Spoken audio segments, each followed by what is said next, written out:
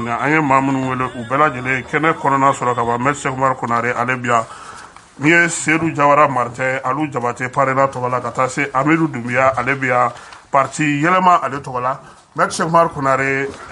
a ka d'an ye parce que an bɛ ka kuma min mɛn bi tile depuis dugu jɛra o ye ko Crimée wa Ukraine wa an t'a dɔn yɔrɔ jumɛn Poutine kɛlen don ka kɛlɛ dɔ daminɛ min na anw ka yan ta in tɛ kelen ye Ukraine ko in ye mun yɛrɛ de maître an bɛ fɛ k'a faamuya parce que maliyɛn caman bɛ yen bi u ma faamuya sɔrɔ ale ko in na. Kasim n b'a lamɛnbaga bɛɛ fo maa minnu nana débat la k'u fana fo ka bɛɛ technicien fo kuma lasurunyana Russie ye dugu de ye jamana de ye jamana min n'a bɛ 17 millions de kilomètres carrés a ka bon ni Mali ye i b'a fɔ siɲɛ c'est-à-dire que mɔgɔ t'a hakɛ dɔ yɛrɛ a bɛ siɲɛ 17 Russie kelen tile bɛ bɔ Russie dugu dɔ la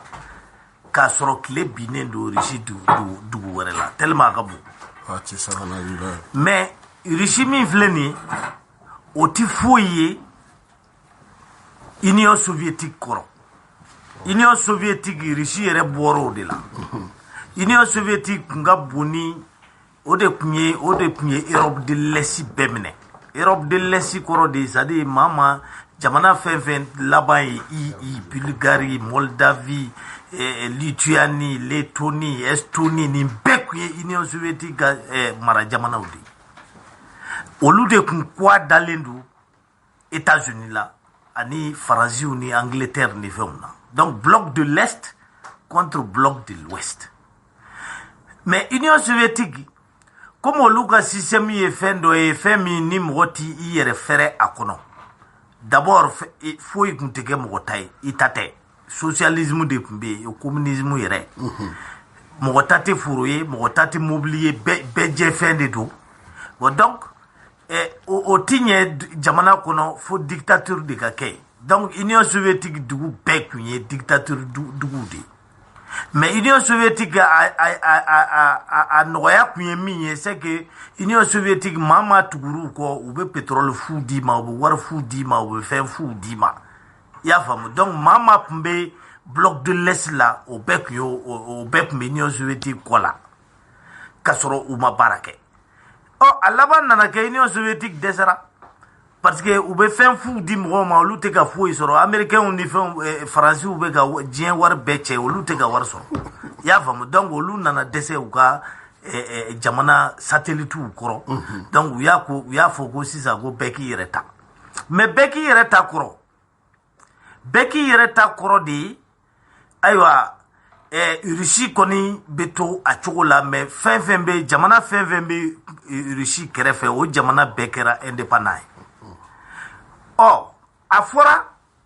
ko o négociation senfɛ ko ko Russiw kɔni bɛ sɔn bɛɛ k'i yɛrɛ ta i n'a fɔ o diyara américains ye cogo min na Allemagne kun diviselen don fila ye Russiw sɔnna o bɛɛ ka fara ɲɔgɔn kan olu bɛɛ ka don tugu américains kɔ mais ko promesse tar'u ye ko ayiwa u dafɛ dugu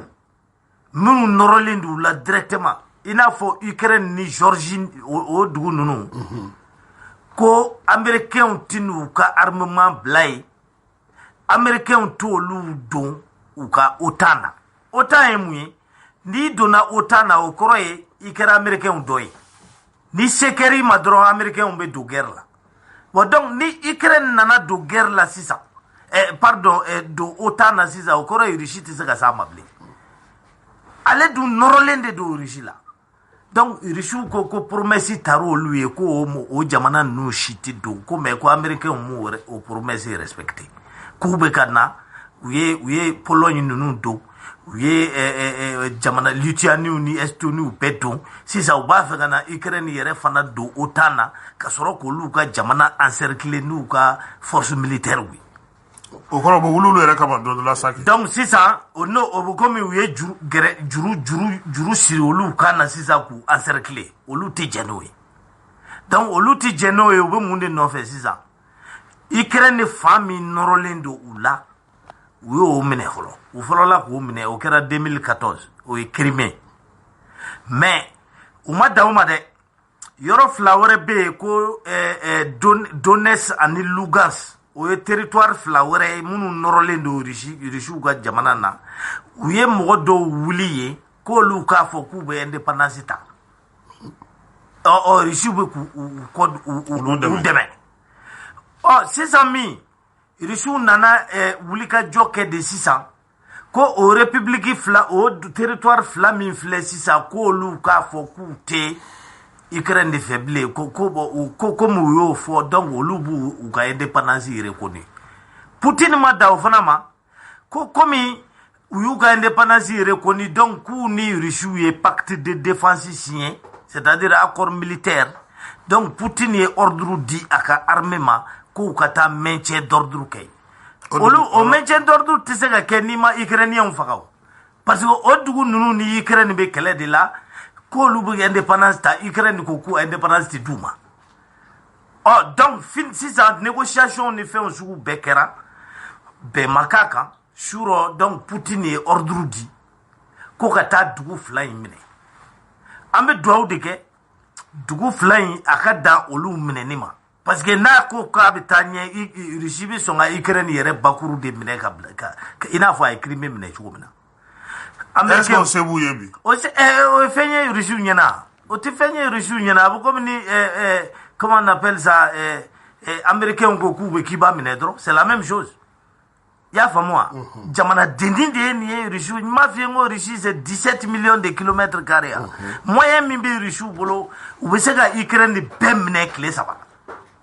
mais n'u danna nin territoire fila ma o bɛɛ ye alhamdulilayi ye i y'a faamu wa kɛlɛ in kun ye nin de ye mais ne bɛ leçon min tirer kɛlɛ in na o ye mun ye an bɛna tila ka kuma di ma voilà Jabate hakilina jumɛn bɛ e yɛrɛ fana na nin ko in na parce que a ye bi tile kuma bi bɛɛ kɛra Ukraine ko kuma ye hali ni taara baarakɛyɔrɔ la i bɛ taa sɔrɔ télé bɛɛ bilalen don France 24 la mɔgɔw sigilen don k'a lajɛ k'a gɔngɔn kana s'an ma yan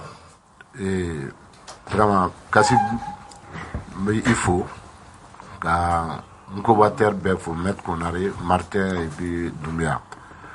k'a fɔ ne kɔni ka jate la mankan bɛ diɲɛ fan fan nafa t'a la a man ɲi Maître Konare bɔra ka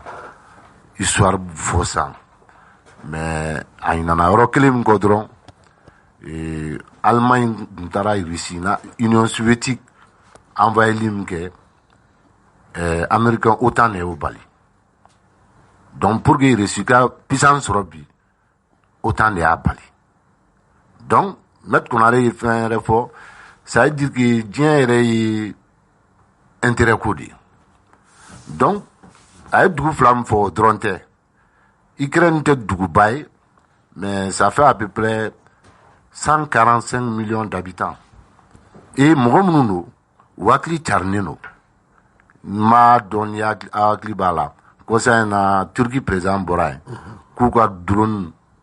ko fɛn dɔw bɛ yen u bɛ marcher n'olu ye donc ça veut dire que technologie développée n'u fɛ yen Poutine bɛ siran a jo don ka siran mais ale ko ko dugu fila in ni dugu fila in don ne ye min mɛn Poutine da c'est pour anéantir les objectifs militaires de l'Ukraine donc fɛn min don u ɲɛ bɛ ɲɔgɔn voilà k'u jolo kari u ɲɛ bɛ ɲɔgɔn bolo ja la mais i bɛ se bi mais yanni i ka se bi kunun tɛmɛna Hitler tun bɛ se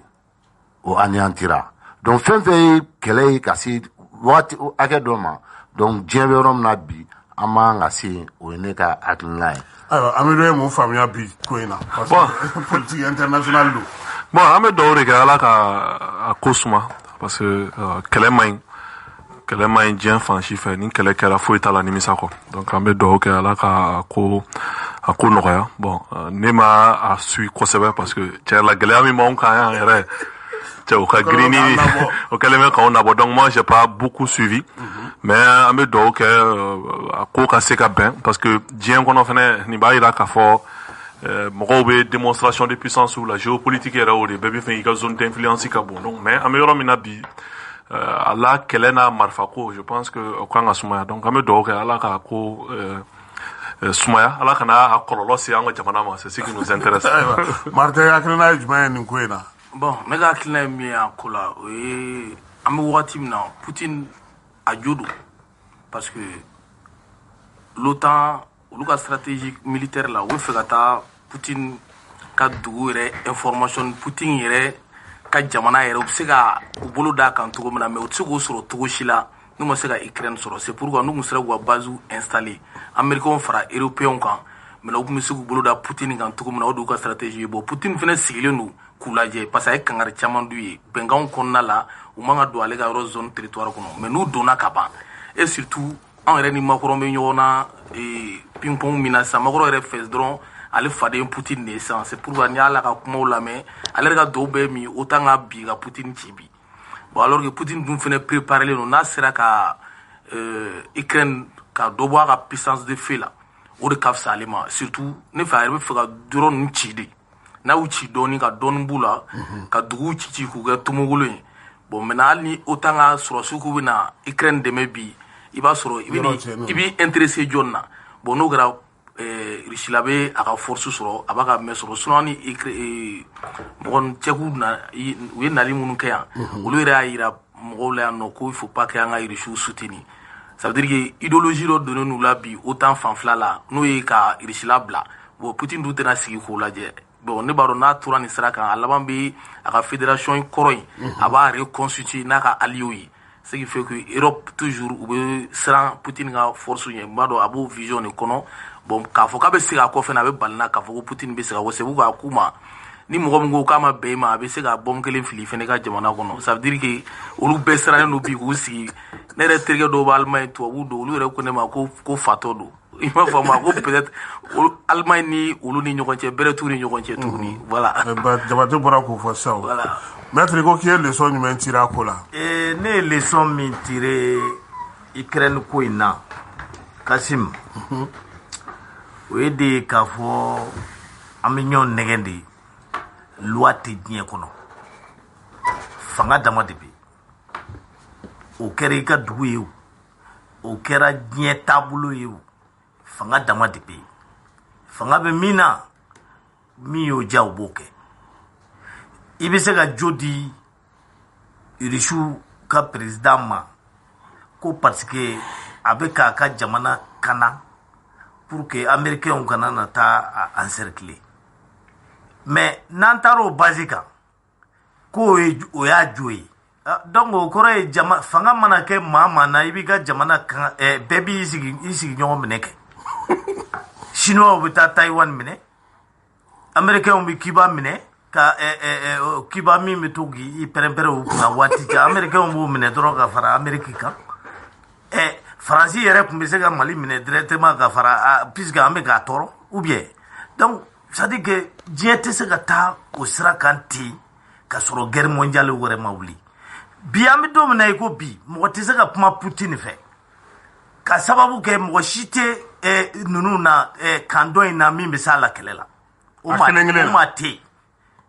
mɔgɔ yɛrɛ tɛ se ka jamana 27 in ayi kɛlɛ mana wuli Rusiw ni Américains cɛ ou bien Américains ni Faransi Rusiw ni Faransi ou bien Rusiw ni Anglais o ye diɲɛ wuli de bombe atomique min bɛ Rusiw bolo ani min bɛ Américains ni Faransi ni Chine bolo a den 4 dɔrɔn o ye diɲɛ ko bannen c'est terminé an bɛɛ bɛ sa i y'a faamu wa donc mɔgɔ tɛ yen min bɛ se ka taa Poutine bali min y'a diya k'a b'o kɛ mais ne hakili la n ko an ye ONU ni fɛnw sigi de pour que ka loi dɔɔni kɛ fɛnw na quoi i y'a faamu wa ka an yɛrɛ malasa ni sariya dɔɔni ye mais hali o sariya vernini min n'an y'o kan tɛgɛ la o de bɛ ka bin sisan ala ka n'o bin bɛɛ de bɛ ka min y'i diya i b'o kɛ donc Poutine a bɛ ka min kɛ nin ye a bɛ ka a yɛrɛ sago de kɛ nin tɛ droit ye nin tɛ surunya ka kɛ droit ye n'o de don Saddam Hussein ma Koweït minɛ Koweït tun tɛ Irak dɔ ye u ma taa gɛn ka bɔ yan voilà bon donc an fana bɛ se ka wuli sini ka taa kankan minɛ parce que oui empire du Mali dɔ tɛ yan ka Côte d'Ivoire minɛ ka fara ina Alassane bɛ bɛn o la voilà bon Tchadien comme olu bɛ se ko la bi olu fana bɛ dugu dɔ minɛ ka fara o tɛ diɲɛ wulilen yan donc nin ko ne kɔni moi je ne suis pas pour le fait que Rusiw ye nin guerre déclenché je ne suis pas d'accord ayiwa sariya tɛ mais yɛrɛ sago kɛ de don an bɛ segin ka na an yɛrɛ faso la rusiw kelen tɛ jamanaba in bɛɛ ka baara de don koyi américains taara bi iraki kan i y'o ye ko bɔmu ni fɛnw bɛ yen ka sɔrɔ nkalon don u taara bi afganistan kan ko a bɛ tan u dɛsɛra bon donc faransi bɛna bi dɔw kan anglais fana ka bingani yɔrɔw bɛ yen c'est comme ça diɲɛ bɛ ten de an bɛ kungo de kɔnɔ ala de b'an kisi ayiwa an bɛ segin ka na an yɛrɛ fɛ yan sabula an ka bi baabu bɛna tali kɛ charte ko la min ye charte kura ye ale sigira sen kan an ka jamana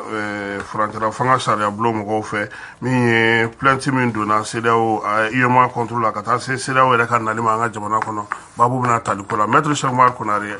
charte kura min adoptelen filɛ nin ye yalama a bɛ se ka furancɛla fanga ta ko filanan min bolodatɔ don a bɛ se ka kɛ ka baara kɛ o kɔnɔna na wa parce que a kuma fana cayalen don Kasim charte ko i b'a dɔn depuis ko daminɛ charte ni constitution ka ɲɔgɔn sɔrɔ jamana kelen kɔnɔ ne ma deli ka sɔn a ma bon n y'a f'i ye cogo min na verni de bɛ ka da fɛnw na sinon en réalité charte tɛ yen koyi constitution tɛ yen marifa dama de bɛ yen yan fana wa fo ka transition ban Mali la marifa ko de bɛ yen donc charte ni fɛn ninnu bɛ dilan dama de ka kow maamu donc ne tɛ fɛ ka cogo di ayi an bɛ fɛ k'a faamu maître Cheikh Umaru e ye sariya dɔnna ye e ka n'i sigi k'a fɔ an na ko marifa de bɛ yen o maa m'a kɛ cogo di n'an ye gɛlɛya sɔrɔ an b'a kɛ cogo di an bɛ hakɛ ɲini cogo di Kasim constitution ko ale tɛ se ka yɛlɛma fo assemblée k'a voté au 2 tiers assemblée bɛ yan charte b'a dafa cogo di alors constitution ko ale tɛ se ka yɛlɛma fo référendum ka kɛ o référendum kɔrɔ de ye ka vote dɔ organiser de sorte que population ka ɲininka yala o sɔnna constitution kura ma wa o kɛra wa o si ma kɛ donc charte de taara dɔrɔn mɔgɔ jumɛnw y'a ta e ma taa ne ma taa a dun fɔra ko peuple malien vote dun ma kɛ donc a taara cogo di hali o mɔgɔ minnu y'a ta olu tɛ se ka yɛlɛma a fɔra de ko président de transition de bɛ se ka a yɛlɛmali demander bon donc o kɔrɔ ye de an bɛ berese ɲagami de la o lielen do du fait que coup d'état de kɛra fanga de bɛ yen i y'a faamu donc jusqu'à ce que élection ka kɛ président kura ka sigi an bɛ berese ɲagami de la bon donc min sɛbɛnnen do a t'i respecté bi a t'i respecté sini a bɛ yɛlɛma cogo min n'o ye faamaw diya jusqu'à ce que élection ka kɛ donc minnu bɛ mankanci la ko wayi charte bɛ yen dɛ constitution ko ta manamanakanw de don quoi i y'a faamu wa an bɛ min na coup d'état de kɛra marifatigiw de bɛ yen jusqu'à ce que élection ka kɛ antidémocratie la bilen ayiwa o ye ne ka avis ye Alu Jabate e bɛ a parena tɔgɔ la aw hakilina ɲininkara charte in falenni na wa ani aw yɛrɛ hakilina ye jumɛn ye charte ko in na bon n b'i fo i ka ɲininkali la ni avocat technicien de droit n'a y'a fɔ ko marifa de bɛ yen donc an ka su in na kuma kun t'a la o ye ne ka hakilina ye mais n jigi b'a kan a b'i bati a ka clients ye cogo min na a k'i bati ten pour que a ka kɛ parce que an bɛ baara kɛ an ka kɛ ni tiɲɛ ye quoi effectivement CNT ye anw wele mais an y'u jaabi ni sɛbɛn an y'a sɛbɛn cari mɔgɔw kan ye Amérique constitution mɔgɔ ma deli ka révision ko mɛn et pourtant a démocratie mɛnna si la démocratie ye minnu b'a kɛ olu ka bɛnko la ye kuranɛ kulo tɛ bibulu tɛ mais ni jamana ka nafa b'a kɔnɔ n'an bɛnna la a bɛ taa donc an y'a fɔ CNT mɔgɔw ye nin togo in na tan décret de convocation la u ye fɛn minnu fɔ a kɔnɔ notamment ni loi électorale b'o la o ye politiki mɔgɔw partout ka baara de ye donc o tɛ se ka taa yɛlɛma CNT la CNT mɔgɔw fɛ k'a sɔrɔ parti politikiw olu ka masigi u ka bɛnko la sariya foyi tɛ yen ko min dafalen don mais a labaarali k'a hakilimaya o de b'a dafa donc an y'o papier ci u ma k'a fɔ o de y'a hakilina ye o de y'a to an yɛrɛ m'an déplacer ka taa CNT la écoute la parce que an y'an bolo o t'a kɛcogo ye parce que anw ka jate la jamana in bɛ niveau min na sisan komi maître yɛrɛ y'a fɔ cogo min na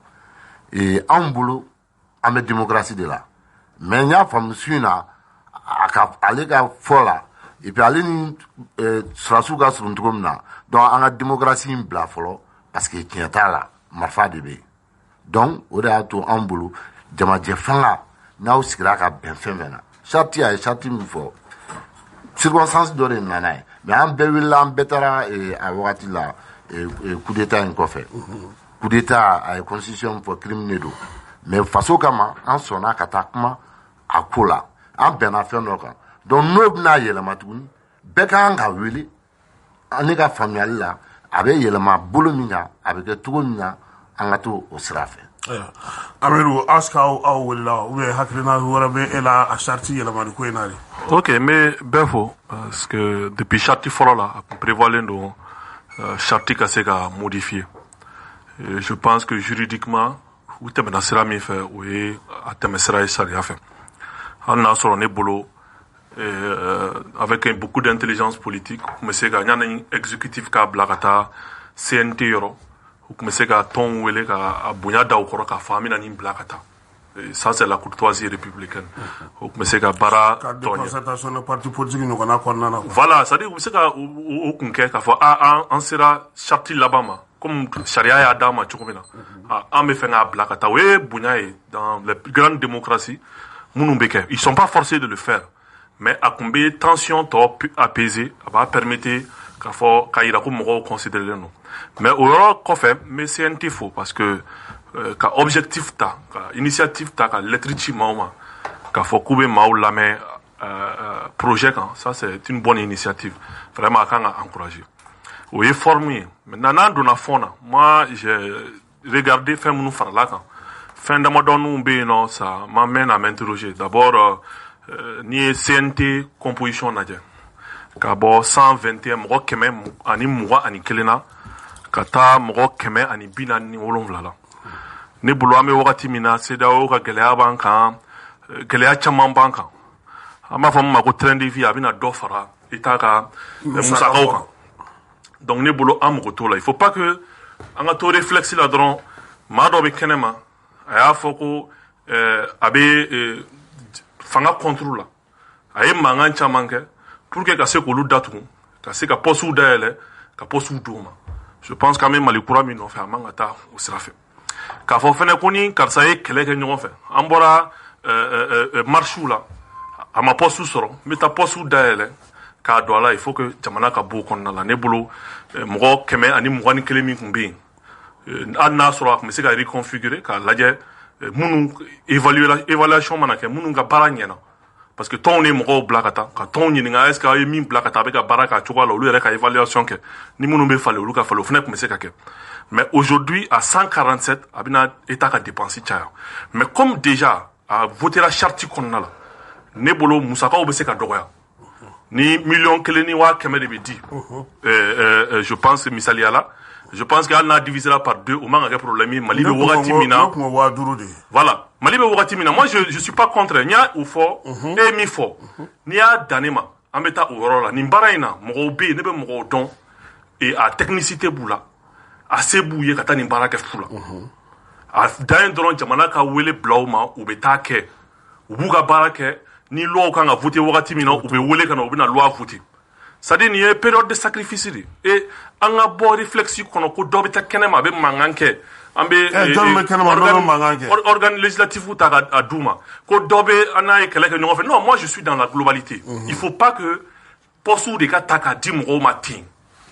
k'a sɔrɔ jamana a mago tɛ jamana ma ça c'est un premier niveau maintenant charte kɔnɔna la fana gouvernement on avait dit que gouvernement kana tɛmɛ 25 personnes kan o ye kɔrɔlen o wulila ka bɔ yen o kɔrɔ ye mun ye ça veut dire ça nous ouvre les portes ka mɔgɔ wɛrɛw ladon mun ye an kiw dingɛ kɔnɔ o ye an bɛ sɔrɔ min kɛ ani an bɛ dépense min kɛ o ka bon ni an ka sɔrɔ ye donc aujourd'hui la ni Mali gouvernement yɛrɛ ma segin 20 ani 15 la an man ka taa 25 sanfɛ an man ka taa 25 sanfɛ donc moi je pense que olu baara ninnu olu kan ka lajɛ il n'est pas tard donc ni 147 bɛ ta dɔ ka bɔ sɔrɔ la pour que vraiment an ka se ka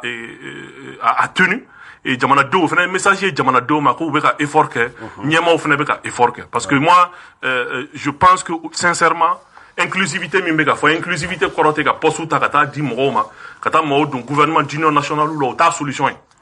solution ye min ye ni min bɛ tɛmɛ hakilina la a ka se k'a la tɛmɛ mɔgɔw fɛ mɔgɔw k'u ka hakilina fɔ olu yɔrɔ ninnu ne bolo olu point ninnu bɛ se ka lajɛ et a ka gérer ka ɲɛ pour que vraiment an ka musakaw kana na taa nin ko ninnu na i n'a fɔ kɔrɔlen a bɛ kɛ cogo min na min ye délai ko kuma ye a kɔnɔ a fɔra ko u b'u conformer assise délai la mais je pense qu'il y a une discussion entre la CEDEAO ani an ka mɔgɔw an bɛ dugawu kɛ bɛn ka k'a la ni bɛn kɛra min kan an k'a lajɛ an bɛ se ka an ka jamana dɛmɛ cogo min na ka bɔ nin kɔnɔ c'est le plus important mɔgɔ ko ka bɔ a la an ka jamana lajɛ jamana bɛ se ka bɔ nin dingɛ kɔnɔ cogo min na an ka taa ni o sira ye donc o ye ne hakilina ye nin sira ninnu kan. ayiwa Martin a fɔlen don charte kura kɔnɔna na ko Asimi ka jɔyɔrɔ min tun bɛ yen n'o ye vice président ye k'o bɔra yen u y'o supprimer ka bɔ yen pewu ni gɛlɛya kɛra Asimi yɛrɛ fanfɛ n'a dɛsɛra k'a tɛ se ka ko ɲɛnabɔ jaw bɛ se ka bila a nɔ na n'o ye CNT président ye a fɔra ko Asimi yɛrɛ tɛ se k'i kan bɔ jamanakuntigiw nɔfɛ ni kalata banna est-ce que o tɛ yɛlɛmaw ye minnu kan ka mɔgɔ nisɔndiya charte kura in na. Bon, an bɛ se k'a fɔ charte yɛrɛ a taara bolo min fɛ a ɲɛna kosɛbɛ parce que n'i y'a lajɛ mɔgɔ caman kumana ko CNT yɛrɛ sigira cogo min na k'a ma ɲɛ bɛɛ y'o fɔ maintenant n'i dun ye mɔgɔw fara ɲɔgɔn kan k'u ka jamana baara kɛ o dun bɛ ka kɛ défaut maya la fɔlɔ n'i ko k'olu bɔ k'u ka mɔgɔ wɛrɛ don o bɛ na ni kuma ye komi ni foroko caman bɛna bɔ a la moi je crois que min fɔra k'a fɔ ko ka dɔ fara a nombre kan o fɔra kun min na kɔrɔ de b'o la parce que wagati min na CNT bɛ taa a y'a sɔrɔ M5 minnu yɛrɛ ye kɛlɛ kɛ olu kun écartera bon a y'a sɔrɔ parti politique fɛnɛ caman bɛ yen nɔ olu fɛnɛ kun écartera cogo dɔ la maintenant sisan kuma fɔlen k'a bɛn a la k'a fɔ bɔ ka segin a kan n'an seginna a kan a bɛ kɛ sababu ye mɔgɔ dɔw bɛ yen nɔ i b'a sɔrɔ technicité caman b'u la tel que parti politique dɔw bɛ yen nɔ i b'a sɔrɔ mɔgɔ dɔw fɛnɛ bɛ yen nɔ minnu bɛ kɛrɛfɛ n'u ma ye a kɔnɔna la olu bɛ dɔw bɛ se ka don a la u bɛ se ka baara in kɛ ka ɲɛ kosɛbɛ ka fara baara min bɛ ka kɛ sisan maintenant président fɛnɛ ka vice présidence fɛnɛ supprimer wari min tun bɛ don la bɛɛ b'o da dɔn à peu près 50 millions a fɔra ko tun bɛ sɔrɔ n'a ka cabinet ka entretien ni fɛnw o fɛnɛ supprimera mɔgɔ wɛrɛ tɛ se ka bila o niveau la maintenant CNT ye délai min fɛnɛ fɔ k'a fɔ population ye min fɔ n'o ye peuple ye de 6 à 5 ans o y'o min fɛnɛ fɔ k'a fɔ bon olu tɛ se k'o jalatigɛ fo sigi ka kuma de ka k'an ni CEDEAO cɛ n'an bɛnna min kan baara bɛ kɛ ni o de ye moi je crois que an b'o logique de kɔnɔna la bon n b'a dɔn a bɛ ka taa bolo min fɛnɛ kan a laban président de la république de bɛ sɔn ka proclamer bɛnkan kɛra min ye parce que déjà comité min sigira n'o ye Nations Unies ani Maliens ani CEDEAO an bɛ se k'a fɔ o bɛnkan min sigira ani Mali gouvernement maintenant o min fɔra sisan n'an sera ka bɛn kelen kan date kelen kan déjà an san 5 de fɔ CEDEAO ko k'o ka ca k'an ka lajɛ k'an ka bɛn parce que an bɛ yɔrɔ min na bi gɛlɛya b'u yɛrɛ kan gɛlɛya b'anw kan olu bɛ fɛ bi nin ko in ka ban jona bɛɛ k'i yɛrɛ ɲini Macky Sall yɛrɛ k'ale bɛ boli ka na n'a ma ɲɛ k'a tɛna ɲɛ ko fɔ ale yɛrɛ ka na bon Alassane fɛnɛ b'o gɛlɛya kelen kɔnɔ f'a y'a ka ministre bila ka taa sugu kɔnɔ a kow la ce qui fait que an mago bɛ min na bi o ye halisa an ka gouvernement ka effort kɛ pour que an ni mɔgɔw ka se ka bɛn charte in a ka se ka passer ka sɔrɔ mɔgɔ ma dimi a ko la ne kɔni ka min y'a kuma la o y'o de ye. ayiwa maître charte kuma cayara kosɛbɛ surtout mɔgɔw bɛ k'a fɔ ko ma fɔ ka perepere bon e yɛrɛ ko k'e yɛrɛ tɛ charte ko la o est ce que mɔgɔ kan ka e ɲininka sa marifa bɛna baara min kɛ sa kɛ. Kasim bon in daminɛ ne bɛ nin kuma kelen fɔ wa a bɛ laban ta la coup d'état kɔni mana kɛ ka ban o ye loi ko de bannen ye voilà i bɛ se ka a maamu i bɛ se ka vernis da i bɛ fɛnw kɛ mais coup d'état de bɛ yen pour la bonne raison que maa min sigira fanga la e m'a sigi vote ma kɛ donc e bɛna mun loi ko kuma fɔ an ye tugun loi tɛ yen i y'a faamu wa baara la ou bien fɛn non ne bɛ kuma fɛn fɛn fɔ n b'a n bɛ hakilinata de fɔ i bɛ se ka kɛ i ma sɔn i bɛ se ka kɛ i sɔnna mais mɔgɔ tɛ ne bila ka kuma mɔgɔ bɛ min fɔ n tɛ mɔgɔ ta fɔ i y'a faamu peut-être que ne bɛ ka nin min fɔ ta o man d'u ye mais o tɛ ne bali k'a fɔ parce que olu ma ne wele yan e de ye ne wele ou bien voilà bon o y'o yɔrɔ ye filanan ye mun ye c'est que charte kɔnɔna la contrairement à ce que Dumbi a dit le fait que vous n'avez fait un daile, oui, ne refait oui sababa bilibility. Tu vois le maître, amna do fara musaka kana. Ni mo ma dumuni ke tout dade. Après il m'a dit mo ko mais tout tant que comment to be ki dade ya. Comment ni fa. Il faut donner à manger aux gens. Donc, à CNT, Casta 147, la gouvernement, nous faisons que Binani a caillé. Et à la Moussaka Beza, manqué Jamana Kona. Ni Wardung, ni Jamana Warp, Bazza sur Antifense. Yafa moi. Donc, au Kake, mais est-ce que vous avez des Basiki de Kana? Ni Basiki Nana Sisa. Fin Chamambe, il veut se goûter. Y'a femme, jamana be yere soro oula. Mogo wakili la kone bo fode, ça dit que ouais des follow coup des choses comme ça. Mais ou ka jate mene dron. Fanga mimbe. Gouvernement, je veux dire peuple maski. Donc na fait un daele. Jama famba debe tout au mogo ko. Abisa que par exemple le mogo doti fait mais ne wele ka faraï ka otiki bitu gango. C'est comme ça. Donc mangam dabla ode wa taranga to dungodo rue marchi, c'est-à-dire que anti gouvernement reconnu ameta gouvernement pour de la Abidjan ainsi de suite. Donc est-ce que ça c'est bien? Est-ce qu'on peut Congo de tout neta kuyo damade ya famwa. Donc ni ko warebe mo wore kono ne ka mala atiki ma famude ya famu parce que fanga bisiki ali munu yere élu là. Ils sont minoritaires dans le pays. Il me délégué à 2018 élection exemple d'Ima. Moi je le votera. Ma million saba ani wakeme. Oh ma million saba ni wakeme sur 20 millions de Maliens, ça fait combien pour cent? Ça fait à peu près 15%. Au 15% moitié, au 7% il y a des présents. Présent Misigirani 7% de la population. 93% bi yala la olu te effet ne ma daele olu kana ebu mara chudi wa donc nega jate au drone de c'est un calcul purement mathématique. Amadou veut faire donc Kassim vraiment merci m'a fait m'adresser maître là une question là à quoi kaba foka mandouye mais maître yere ba faute mabe Kama Dilga do parti là. Mais, et ça avait parti chargé d'eau. Être président d'un parti, abadon. Parce que n'abadon avec un info, atafo. Surtout, aéreko kab amandouye. Donc, Ramadan là, fait mi mandi moué, kanato kafo. Et puis avec un info tiente. Mba fouay. Aka aklina de do. Non, aka aklina de do. Abolo ode anya, mais atsa photo là. Ale ne sigilen filɛ depuis 21h ne nana sɔrɔ yan wari jumɛn bɛ se ka da ale ne ma nin kuma la an bɛ faso jɔ kuma de la wari jumɛn mun dira a ma en tout cas fo ni dɔ dira a ma mais fɛn ma di ne ma n bɛ na n bɛ kuma ka hakilina di faso kama est-ce que y'a faamu ne bɛ baara min kɛ n ka parti kɔnɔ faso tɛ foyi di et puis moi mon parti c'est le parrainage ça fait 30 ans nous sommes dans la an bɛ politique là. On n'a pas fait 5 ans dans un gouvernement. Cheikh Bamboulou, Gardien Bamboulou, Amba Bessara. Ça veut dire qu'il y a des gens qui sont morts, ni Aklinala. D'où Fassara, d'où il est génération bafouera pour ça. Donc quand tu dis que Morodora Fogo donne Douda, je peux comprendre. Mais un maître qu'on a, non, franchement, à Kassawali ni follement. Parce que Morodora n'est pas de fort, avec ta balani doye. Ale mo akli charni mo kadana baka donc neko ça veut dire que ni bede partout faga parti c'est ka tanya fait ni parti nyemgo bela gushi ni ye parti nyemgo la gushi o be parti faga ni bede ba nga démocratie problème ki nga démocratie kono or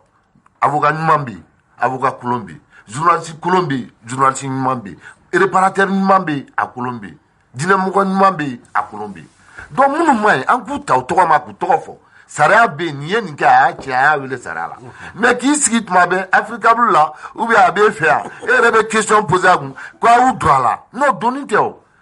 avec un mi fois massa photo là mais photo non avec moi refier ça Et puis, maître ka kuma be dingena la mina, ngo juriste de do. Quand tu dis 7%, 7% de wula kutu dungota. Voti te kalafiliye de. Kalafiliye chance la ko di. Voti ye dungota di. Aw be wele la ko ay na dungota. Mo keme la wolonvla na dungota. O tiara ni tota e. O de beta. Mais soit ambe kilen fo nyoy. Ambe opté ka bo démocratie là. Ambe tanu ou ka tiram gada alere. Parce que tu vois là be Richifo, il aime la c'est rare, il y a avocat qui aime la force. À force ou gada quoi. Il y a là doit faut qu'il faut se préparer pour avoir une vraie armée. Donc tu vois, or politique avec la keledi qui miria oda. Vraiment je le m'ina fait. Franchement, m'ina fait. Abouya mero à terme sur la kumala. Parce que ne be investissement nge. Ne ga parti nyemgo be investissement nge. Humain financier tout. Et puis maintenant contrairement aux gens, ni yezo yi ga quartier là. Il sait qu'à assembler qui doit moro nyamari. C'est pour cela toi ubi ni kera candidat edro il passera il m'a passé. Ubi boya parce que ni le bubira il sait que tu dois moro nyef. Donc faut mettre pour au intégrer vraiment la politique mo tout ou bien rekana do ala ngala je. Voilà. Bon, moi ce que je dis une contradiction bataka mettre kakuma sekere parce que comportement corrodo bien au lieu une formule confirmée. Alors mais ne be mi fo tant qu'à ma dabla mobina kana barake jamana pour se sacrifier.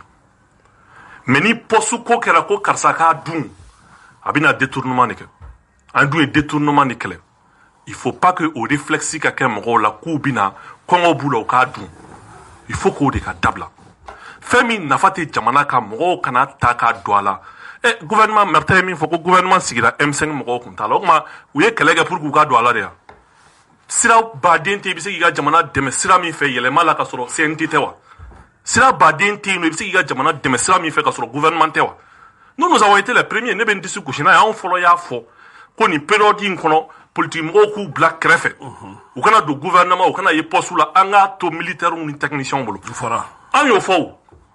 Mais c'est pas parce que amina baraka ka barache mais il faut que on a réflexi facilité de dabla parce que mettre ya fo chumina c'est que mo be bo be manganti plus ou boke plus ibo ludo dawre be bo be manganke ni mangande be joro soro jamana kono o jamana anga joro no ire. Il faut que mo ka apprend de se sacrifier. Il faut que mo ka donc a foko état te vachalé. Ika barake ka baradon ibo o barade ke o de be se ka permettre be avancer tant que mo ka réflexi la politique mo ko drontere. Ali société civile chamame mangange. Ni fendiro mo bu datu. Donc ce n'est pas seulement du nu au milieu politique, mais à réfléchir de quand adapter c'est au gouvernement de comprendre. C'est pourquoi j'ai dit les questions de 147 là ko ka daele M5 mo munu kunte o wakati bi anga tani ni u ka tabara jamana demestra wolefe ka foko ni karsabe no ateka opposition transition tasra manda ya beka kuma no pour que kale datu anga du angolu de dabla jamana be gele ami ngoneske mo ba do embargo banka anga soro ka dogon o bela na do fara soro kan jamana de min sigilen be na te ka dumuni soro ambe onyi yoro de tako di doma jamana do konna la olu be se ka ke bénévole la aujourd'hui la ni ni ko fo ko ka fo ka te teme wa bidru kan mo munun be mbi ta so be divisé par 4 mais mo chaman be no bi jamana kanun bu dusukuna we fe ngana jamana deme a sebuye a donia bula ou beta barake. Donc moi aujourd'hui je pense que ni pratique koromuni aka dabla c'est vrai mettre à solution c'est une solution facile hein. Mais moi, sans tant qu'on habitue les gens à la facilité, ils vont pas suer. Il faut que mon gars washide, il washide qui balo. Mais quand t'as fait méta politique que de stray, méta société civile que de stray, méta journaliste que de stray, pour qu'il y ait un sens sur au cas d'abla jamana kono, na ma dabla, ambe gelea min kono antobe chunga ta fait. Martin. C'est vrai, c'est bien de parler hein, quand moi faut angata gelea la mokosita gelea la, beaucoup de balo jamana la. Il faut que cela soit très clair. Jamana den bere balo sirle no jamana la aka ke ganye doro surtout ale kuma do fo no jabati ko politique mo be charge mita ka se ka parti balo ka parti siège balo ka parti tondum balo politique be ke parti bɛ créer uniquement jamanajɔ de kama a tɛ kɛ ka jago kɛ o jagokɛlaw ta ye récépissé o commerce papier ye maintenant parti politique récépissé ye politique ko de c'est vrai maître tɛ politique scène kɔnɔ a bɛ kuma minnu fɔ a kan ka ta politiciens de bɛ se ka analyse u ka manière la parce que ale bɛ kuma ni posture min ye ani politique mɔgɔw ka kuma cogoyaw tɛ kelen moi je le comprends parce que a bɛ kuma ni modèle min ye a ka ton mɔgɔ tɛ se k'a qualifier parce que ale bɛ kuma ni société civile ya de ça c'est important mɔgɔw man ka o ta en compte maintenant min bɛ ka fɔ sisan ko CNT man ka dayɛlɛ a kan ka dayɛlɛ hali ni 200 don maliyɛnw de bɛ don a kɔnɔ ka baara kɛ o an mago bɛ baarakɛlaw de la an bɛ taa ɲɛ cogo min na a bɛ se ka e bɛ tɛ dɔ dɔn dɔ b'o dɔn a kun y'o de ye jamana balo bɛ bɔ jamanaden bɛɛ bɛ balo ni jamana kelen de la o ye fɔlɔ ye filanan k'a yirila k'a fɔ gouvernement kan ka dayɛlɛ i filɛ ka M5 fɔ ma M5 kelen fɔ hali yɛlɛma kan ka don a la an mago a bɛ ko dɔn an bɛ crise dɔ de kɔnɔ a bɛ na a b'a ɲɛnabɔ aw ko yɛlɛma a bɛ don non e bɛ se ka yɛlɛma cogo la sɔrɔ i t'a kɔnɔ mɔgɔ bɛ se ka jamana jɔ k'i to jamana kɔfɛ cogo di aw ye kɔlɔkɔlɔ critique da gouvernement kan sisan non i ye kɔlɔkɔlɔ kuma minnu fɔra yɛlɛma yɛrɛ bolo transition ma ni ka sɔrɔ yɛlɛma tun y'a daminɛ kɛ transition dɛmɛli ye an ka taa ɲɛfɛ an san kun t'an sɔrɔ ni situation kɔnɔ aujourd'hui an mago bɛ mun de la an mago bɛɛ lajɛlen ka fara ɲɔgɔn kan la que tu sois M5 o ne tɛ M5 na an ye Fizi Mali ye que tu sois parti politique o an mago bɛ min na bi jamana bɛ bɔ nin gɛlɛya kɔnɔ cogo min na c'est pourquoi n'a fɔra mɔgɔ minnu bɛ yen ni ɲina kun kɛr'u kɔ n'u bɛ kɛrɛfɛ u kana don u k'u ka contribution fara jamana ka bɔli ka gɛlɛya kɔnɔ c'est vrai gouvernement bɛ ka taa ni taabolo min ye bi surtout kɛlɛ min nana don kɛlɛ kɔnɔ tuguni n'o ye embargo nana sigi an kan faransi fana tɛ fɛ k'a ɲɛ a bɛ ka taa ka force reconstituer ni Poutine ka position tun bɛ Asimi bolo bi a y'a lamɛn ka ɲɛ dɛ n'a position tun bɛ Asimi bolo bi n'u t'u ka base jɔ Niger an bɛ Niger bombardiw nɔfɛ n'a position tun b'an bolo parce que a kɛkun ye k'anw de kɛlɛ kelen n'a position tun b'an bolo bi Alassane bɛ ka ko mun kɛ ani Ganaw ka président bɛ ka ko mun kɛ an b'a kɛlɛ n'a ye o de bɛ yen diɲɛlatigɛ ye min ye ni mɔgɔ y'i menacer i b'a menacer don min na o ye embargo sigi ala kan anw fana ma girin k'a datugu ɲɛ yan a donna sisan k'a fɔ ko maliyɛnw fana pɛrɛlen tun don a kama embargo bɛ malidenw kan a mɛnna koyi c'est pourquoi u bolo k'u ye embargo sigi population min kan anw b'an embargo kɔnɔ il y a très longtemps e bɛ ka kuma fɛn fɔ ko mɔgɔw man ka dumuni kɛ jamana la ne de y'a fɔ bi u ka dɔ fara transition mɔgɔw kan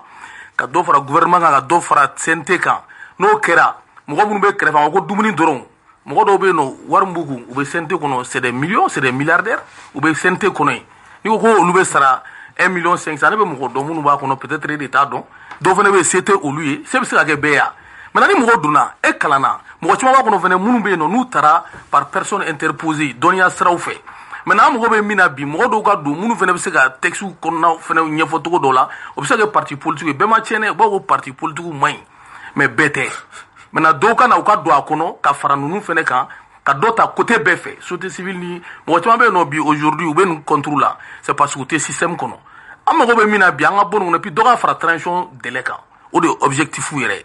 jamanadenw y'o de demander parce que an bɛ crise min kɔnɔ bi armée ye kɛlɛ min kɛ bi ni tile fila in kɔnɔ jɛla bɛɛ y'a ye k'a fɔ armée ye montée en puissance min kɛ a fɔra ko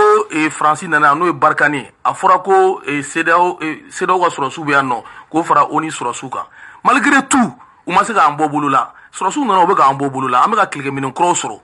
fo an bɛ ka rêver k'a fɔ ko Mali yɛrɛ tun bɛ se ka ni kɛlɛw kɛ o baaraw bɛ sen na n'i y'a mɛn k'i ɲɔgɔn politicien tɛ e ka taa i bɛ taa yala a ka dugu la mɔgɔ caman b'a fɔ la bi Kasimu b'a f'i ye u tɛ se ka t'u ka dugu la n'u sera u ka dugu la fan fɛ bi k'a fɔ k'i bɛ transition kɛlɛ u ka dugulamɔgɔw b'u siri kelen filanan tuguni n bɛ min fɔ tuguni u ɲɛna u ka da la k'a fɔ jamana bɛ yɔrɔ min na komi bi an mago bɛ libération totale de la ala ka ɲinɛ honorable Sumala Sise la mun y'a sɔrɔ politique sira tɛ yan a ma kɔlɔlɔ sɔrɔ yanni ala ka se a ma wa o ma kɛ yan n'an ko an bɛ fɛ ka jamana stabiliser o temps fana tɛ se ka kɛ ni mɔgɔ minnu bɛ gouvernement kɔnɔ bi a tɛ se ka dan olu dɔrɔn ma a bɛ dayɛlɛ ni dɔ bɛ fara transition délai kan mɔgɔ wɛrɛw fana ka don ka ninnu épauler pour que an ka hɛrɛ sɔrɔ an mago b'o de la bi o faamuna voilà an bɛ taa n'an ka baabu ta ko sabanan ye miniti kelen bon n bɛna min fɔ Martin na k'a latɛmɛ joona a ye ɲininkali kɛ ko an ye critiquew kɛ ne bolo démocratie la critique de b'a to mɔgɔ bɛ avancer mais an ye min kɛ i ye ɲininkali dɔ kɛ k'a fɔ ko yɛlɛma n'a ma don gouvernement na a bɛ dɛmɛ kɛ cogo min n b'a f'i ɲɛna 18 mois in kɔnɔna la an ye baara 125 de créer commune 4 la avec un investissement de 45 millions on était à Kulikoro a tɛ kalo kelen bɔ an ye min don a bɛ 3 millions bɔ ka musow dege safunɛ dilan na o kɛra gouvernement de kɔnɔ wa politique parti bɛ yen dɔw bɛ u ka parti b'u poche kɔnɔ ka yala olu bɛ position ta u bɛ i bɛ ka dɛmɛ fo ka taa se u ka binni ma n'i bɛ ka binna sɔrɔdasiw bɛ na u b'olu dɛmɛ anw t'o ye dɛ c'est un vrai parti aw ka jugu n'o ye aw ma kɛ président ya ne m'e tɔgɔ fɔ sa ah mais n'i ko ten non tu critiques ne m'i ka kuma tigɛ non quand tu parles je te réponds bon voilà Martin bɛ ka kuma di ma voilà bɛ kuma di yan partiw bɛ yen parti bɛ yen mais k'a fɔ de n bɛ nin position ta an k'a dayɛlɛ an k'a dun anw bɛ k'a fɔ ko k'a datugu anw t'a kɔnɔ ni an ka yɛrɛkun kun don an t'o kɛ o mais anw bɛ an ka parti kɛ ka maliyɛnw dɛmɛ ka sɔrɔ gouvernement tɛ an ka kɛtaga kolonw tɛmɛn'o fɛ an tɛmɛn'a fɛ kunu an bɛ k'a kɛ bi wa sini an b'a kɛ ka sɔrɔ gouvernement tɛ hali sini an b'a fɔ gouvernement in dayɛlɛli pour moi ce n'est pas une bonne idée CNT dayɛlɛli ce n'est pas une bonne idée jamana bɛ se ka dɛmɛ ka sɔrɔ i tɛ CNT la ka sɔrɔ i tɛ gouvernement na parti politique bɛɛ bɛ se k'i jɔyɔrɔ fa donc o ye ne ka position 30 secondes voilà maintenant n'i ko dɔw donna i bɛ ka ko ka don dɔw kɔ politique anw bɛ escalier de kɔnɔ politique bɛ kalan de k'a dɔn i bɛ politique kɛ kun min na ma gouvernement kɛ i bɛ ka ko aw de kɛra premier ministre aw taara sɔrɔsiw faga Kidal kelen ka tila k'aw dala cɛ o la bɛɛ ɲɛna aw ko aw tɛ transition dɛmɛ aw tila k'aw den ka don carré kɔnɔna fɛ ni filɛntiri ye fila sabanan n bɛ min f'i ɲɛna n taara safinɛ kɛ ka mɔgɔw fɔlɔ bɛɛ b'o kɛ i bɛ ka ko parti mun poche kɔnɔ parti mais t'a poche kɔnɔ dɛ n bɛ min f'i ye aujourd'hui nous on est représenté dans les 20 pays an ka sous-région na anw bɛ fan bɛɛ i bɛ ka kuma fɔ k'a ɲɛsin min ma ni ma la 8 mars don n bɛ n ka jama bɔ i bɛ n'a ye n bɛna yirila k'a fɔ nous notre parti n'est pas un parti politique i ye voix joli sɔrɔ i ma voix joli sɔrɔ ça c'est des conneries maintenant n bɛ min f'i ye e ma hali 200 voix sɔrɔ 200 voix to yen maintenant vous avez été premier ministre vous avez été premier ministre ne ne yɛrɛ sigilen bɛ yan ne gagnera commune e tun bɛ e ma 200 voix sɔrɔ e m'a faamu ne tɛ commune e tɛ min dɔn ayi non monsieur Charles yɛlɛma Amirou moi j'ai gagné aw taara ka taa pas eu 200 voix tu as bénéficié de tes anciens élus.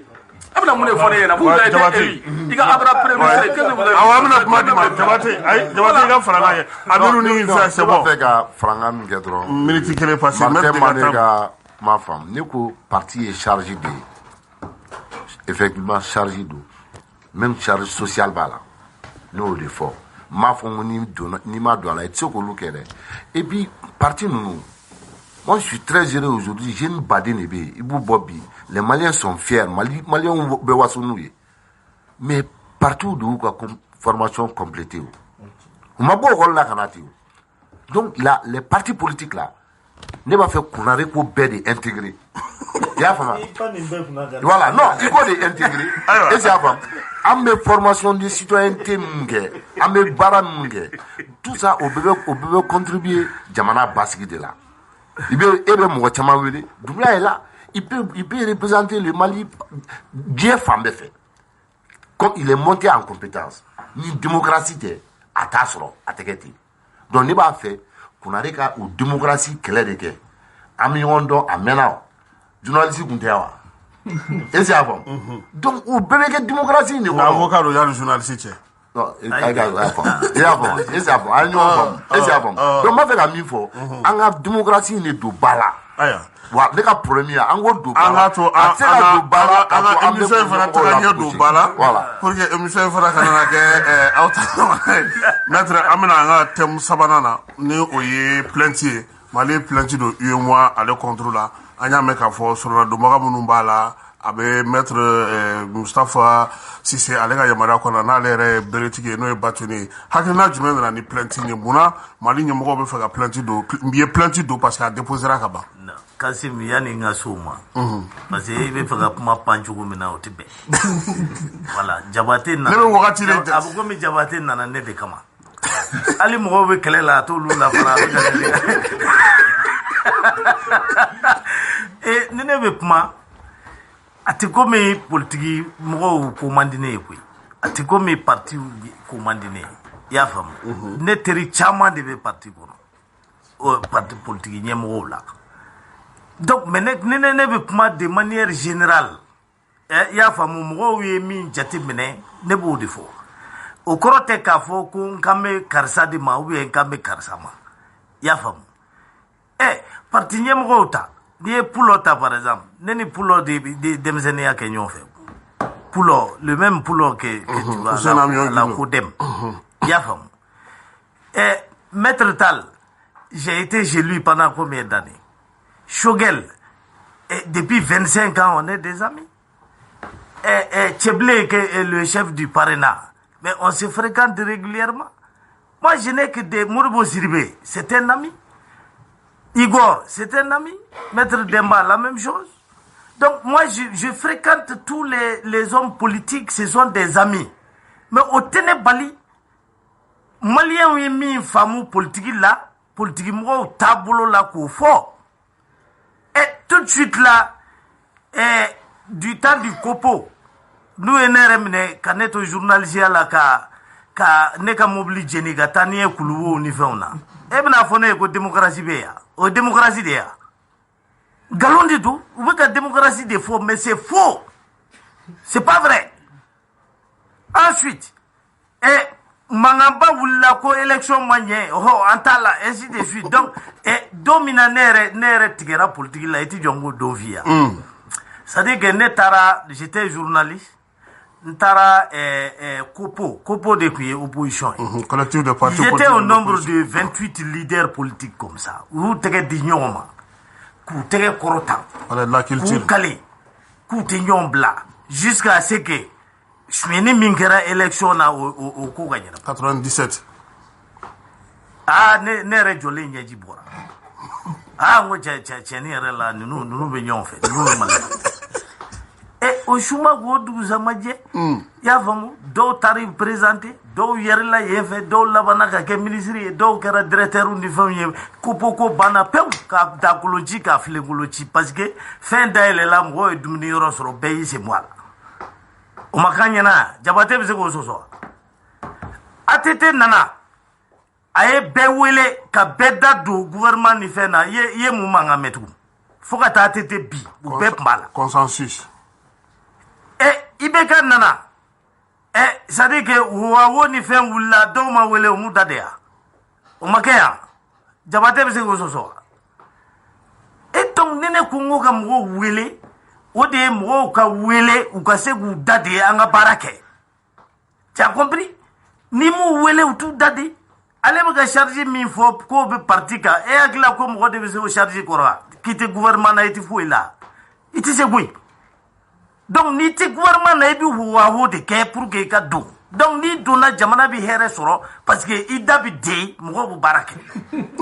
est ce que i bɛ k'a faamu donc o ye ne ka position ye n'o ma bɛn i ma a bɛ se ka kɛ o ma bɛn i ma mais ne kan tɛ mɔgɔ ma ne ye constat de jateminɛ n'a y'a sɔrɔ la parti tun bɛ partiya de la e yɛrɛ ni ala cɛ URD opposition o ni ADEMA ou bien RPM olu bɛ se ka liste dilan ɲɔgɔn fɛ cogo di ka taa député sigi la o bɛ kɛ cogo di sigidaw ka laɲini de don o ye démocratie ya mais sigidaw de b'a laɲini sigida ko t'o la o n'i y'a mɛn e bɛ opposition na c'est que fanga bɛ ka taa sira min fɛ e ma jɛn n'o ye munna e bɛ ni fanga bɛ tila ka taa liste dilan tugun ka députéw liste kelen ta o bɛ kɛ cogo di donc o b'a yira i la de k'a fɔ parti tɛ yen min bɛ yen dɔrɔn o de y'an ka place ɲini c'est tout donc ni place dir'i ma i b'i ta de o kuma fɔli ne ka tɛ mɔgɔ ma koyi o ye wulibali de voilà maintenant i ye question min posé ko plainte min donna IMOA ni CEDEAO kama en réalité ne tɛ se ka kuma kan ka sababu kɛ fɛn dɔ de kɛra bɛn kɛra ka avocaw ni ɲɔgɔn cɛ an kana a kuma fɔ pour que jugew k'u ka kiiri tigɛ hakilisigi kɔnɔna na nka plainte kɔni donna a donna communiqué yɛrɛ fana kɛra k'a fɔ k'a donna ɲɛmɔgɔ o ye bâtonnier yɛrɛ ye donc ni mɔgɔ bɛ kuma bâtonnier de bɛ se ka kuma ne tɛ se ayiwa voilà hakilina ye jumɛn Mali ka plainte non vraiment ni avocat y'o bila yɔrɔ min na an tɛ se ka o tɛmɛ mais je reviens encore n bɛna kuma dɔ fɔ a ye ne m'a fɔ n ka laban bɛ sɔn ka jo sɔrɔ i kan dɛ. non a tɛ se ka k'i nana ale kama. non mana non o tɛ o non il vient ne bɛ k'a fɔ a ye ale ma a m'an faamu quoi ale bɛ kuma min fɔ ni mɔgɔ wɛrɛ y'a fɔ a tɛ digi ne la ale yɛrɛ e ka kuma ale yɛrɛ sinon dɔw de y'a fɔ ale ɲɛ o k'a ye dɔ d'u da o kɛra ale ɲɛ o bon d'accord bon maintenant e y'o fɔ mais maintenant ne b'a fɛ ka min fɔ Maître Konare an ka démocratie 30 ans de don an bɛ apprentissage de la o tɛ se ka kɛ i n'a fɔ Amérique ni Faransi démocratie ye kelen mais i ye min fɔ ko bɔ wagati la i ka kan k'a fɔ de ko nin tigi nin parti nin candidat a ye tɔw janfa ka taa président i ka kan k'o de fɔ bɛɛ ma janfa kɛ o la et puis i ko IBK ye dɔw wele ka na ça va être là pour la première fois dans l'histoire politique du Mali tellement k'an bɛ Mali basigi fɛ n bɛna kuma dɔ fɔ aw ye su in na ne ka parti président kun ye Sumala ka directeur de campagne ye c'est pas parce que ko 5 millions t'an kun ka candidat bɔ an ko di fanga in bɛ ka taa cogo min na an ka fɛɛrɛ kɛ ka dan siri IBK ka fanga la démocratiquement ko mɔgɔ kelen k'i présenté a contre la mais il y a eu combien de candidats 24 au bannen bɛɛ taara an bɛɛ ye san 5 kɛ ka fanga kɛlɛ k'a man ɲi donc n'o ni dɔ taara deuxième tour la automatiquement o tigi bɛ bâti de o président sortant deuxième tour a bɛ bâti mais candidat jɔn bɛ yen min ye Sumala soutenir a tɛ yen min y'a soutenir o taara l'actuel premier ministre ale dɔrɔn bɛ son parti n'était pas avec lui au kɔfɛ de an marchera k'an t'a reconnu fɛnw kɛra dialogue politique nana on a signé un accord politique pour la première fois o tun y'a tiɲɛ fɔlɔ ye fo k'o fɔ an ma wele dɛ an siranna nin ɲɛ an filɛ inconnu min na dɛ e bɛ ka marifatigi minnu fɔ o bɔ man d'aw la tugun dɛ. non parce que aw taara mais i b'a dɔn Mali problème ye min ye. non ayi mais Mali problème mɔgɔ bɛ min dɔn accord politique fɔ fɛn wɛrɛ mais aw taara ko. e ma accord politique ye. ayi ne m'a fɔ Malien mais Malien moyen bolo. Malien moyen tɛ mais e ni ne ani maître an ka baara de ye. an dɔrɔn tɛ Malien o. namɛba ye e ye kuma baden non e ye kuma baden de fɔ su in na i ko hakili la k'aw ka mɔgɔ kelen y'a ma sɔrɔ ko ka sariya bato. i m'o fɔ yanni an ka don wa donc an ka baara de y'o ye o ye sensibilisation min kɛ i ye communicateur cɛ dɔ fɔ k'a bɛ ka baara ɲuman kɛ donc i bɛ ninnu fɔ ça ye politique mɔgɔ bɛ former a la don o don sɔgɔma mais Mali problème ye mun ye kuma min fɔra a tɛ lamɛn dɛ mais a bɔra jɔn da o tigi kun tilenna parce que mɔgɔ kura dɔw de bɛ Mali la cachet rouge b'u bolo n'i ye kuma dɔ fɔ n'a ma jugu ye dɔrɔn u b'i kɛ maliyɛn den jugu ye mais il faut qu'il sache que mɔgɔ ka b'o la o man ɲi non il faut qu'il sache que an ka parti o mɔgɔ tɛ yen min bɛ se ka an bali min ka d'an da ye k'o fɔ a ye kuma dɔ yɛrɛ fɔ ni pɛrɛn-pɛrɛnnin don min bɛ premier ministre la bi yanni rectification ka kɛ a kuma caman fɔra dɛ donc il faut que an ka to yen min b'an fɛ an k'a fɔ on a tout dit ici et puis anw bɛ fanga la anw tɛ fanga la don min na yanni i bɛ ka fanga ka bin e tiri ka client nɔfɛ an y'an to gouvernement na k'a fɔ ko k'u bila ko mɔgɔ man kan ka minɛ manifestation pacifique la e kun y'u ka avocat ye mais bi n'i kumana dɔrɔn dɔw nana article b'u bolo non mais maintenant problème ye min ye il faut que VAR ka na fɛn dɔw fɔra n'a kun fɔra ko mɔgɔ tɛ kuma Mali la i bɛ kɛ kun tɛ bin o mɔgɔw kumana ORTM ye mɔgɔw wele e ye mɔgɔw wele Africa b'u wele mais bi n'i ye a dɔnna k'e a bɛ ye ɲɛ kan k'e bɛna fɛn dɔ fɔ ko transition ka ko la k'a man ɲi et puis mɔgɔ si tɛ transition juguya la dɛ transition y'an bɛɛ ta de sɔrɔdasi y'an bɛɛ ta de mais n'i ye min kɛ n'a ma ɲi a bɛ f'i ye n'o dɔnn'i la dɔrɔn i tɛ wele bilen o man ɲi e tɛ a faamu sinon n'i bɛ ka taa kun don M5 bugu min kɛra e tun b'an wele a kuma la mais a fɛnna dɔrɔn u bɛ bus de kɛ quoi k'an na ɲinɛ o kuma kɔ Mali kura y'o bɛɛ de o concours minnu kɛra u jaabi kɛra cogo jumɛn so minnu dira a kɛra cogo jumɛn mais an ma wele o kuma la donc n b'a fɛ ka min fɔ je suis d'accord an ka bɛn mais an bɛ bɛn tiɲɛ de kan ko ko bi n'a daminɛ ma kɛ tiɲɛ ye hali n'aw taara yɔrɔ a bɛ segin ka na. Amiru Plainte ko. Bon ne bɛ min fɔ dɔrɔn en tant que politique en tant que citoyen droit ko la an tɛ fɛn dɔn a la mais an bɛ dugawu de kɛ anw bɛ min ɲini dɔrɔn sanction in ka bɔ an kan ni juridiquement minnu bɛ sariya sira fɛ n'olu de bɛ se k'a labɔ an kan an bɛ dugawu kɛ a ka ɲɛ u bolo minnu bɛ politique sira fɛ négociation na minnu n'u bɛ kuma la an bɛ dugawu kɛ a ka ɲɛ u bolo a ka ɲɛ dɔrɔn vraiment gɛlɛya min bɛ nin kɔnɔna la an ka bɔ gɛlɛya in kɔnɔna la. Martin, plainte contre Lyon. Bon, plainte kɔni c'est normal parce que u y'a ta ni sariya min ye u y'a ta n'u yɛrɛ ka hakilina ni makɔrɔn ka hakilina de sinon a sariya ɲuman tɛ u yɛrɛ b'o dɔn c'est pourquoi Mali fɛnɛ ka plainte don u ka dɔn k'a fɔ mɔgɔw fɛnɛ bɛ Mali kɔnɔ yan minnu bɛ ko kalama minnu fɛnɛ bɛ se k'a fɔ a ye min kɛ a man ɲɛ a nafa belebele y'o de ye wa je sais que a b'a buti résultat ɲuman na an bɛɛ ka dugawu kɛ dɔrɔn ko Mali dugawu fɔlɔw minɛna dugu ninnu caman ɲagamina bon vraiment an bɛ dugawu de kɛ halisa Ala ka segu ka wa ni mɔgɔ minnu ye dugawu kɛ Mali ye halisa Ala ka barika d'u la ko in ka ɲi dugawu in taabolo ka ɲi. Maître bɛ hakɛ joli di an ni CEDEAO ka nin sen na sigi ka fɔ ma ko u yɛrɛ nalen don ko sen na ko fo bɔda ka sɔrɔ parce que u fana ka jamana caman sɛgɛnnen don négociation médiateurs bi yan. I b'a dɔn Kasim ne content ba de don ne content don mun na parce que mɔgɔ i kana to sɛw da jɛgɛ buti la quoi ka to o la quoi ni min y'u diya u b'i bila ye ni min y'u diya u b'i fili ye f'i k'i firifiri de n y'a f'i ye cogo min na ni firifiri sɛbɛ bi dɔn n bɛ k'o de fɔ Jabate ye n ko diɲɛ kɔnɔ yan foyi tɛ yan ni fanga tɛ e ɲɛ bɛ Corée du Nord président ye e b'a daminɛ ko la u ti sɛnɛ kɛ u ti mɔni kɛ u ti foyi kɛ a y'a ka wari bɛɛ don fɛn kelen min na o ye bombe atomique de ani misilu ni kɔngɔ y'a minɛ a bɛ sin ka bombe dɔ wuli yɔrɔ dɔ ka sin ka to yaara Japon kɛrɛfɛ ten est ce que i bɛ k'a faamu donc u b'a wele u b'a deli u bɛ ɲɔw ni malow ni fɛnw d'a ma a b'i da de fo san wɛrɛ ale tɛ sɛnɛ kɛ foyi rien il travaille pas e ɲɛ t'a ka bon cogo min na bon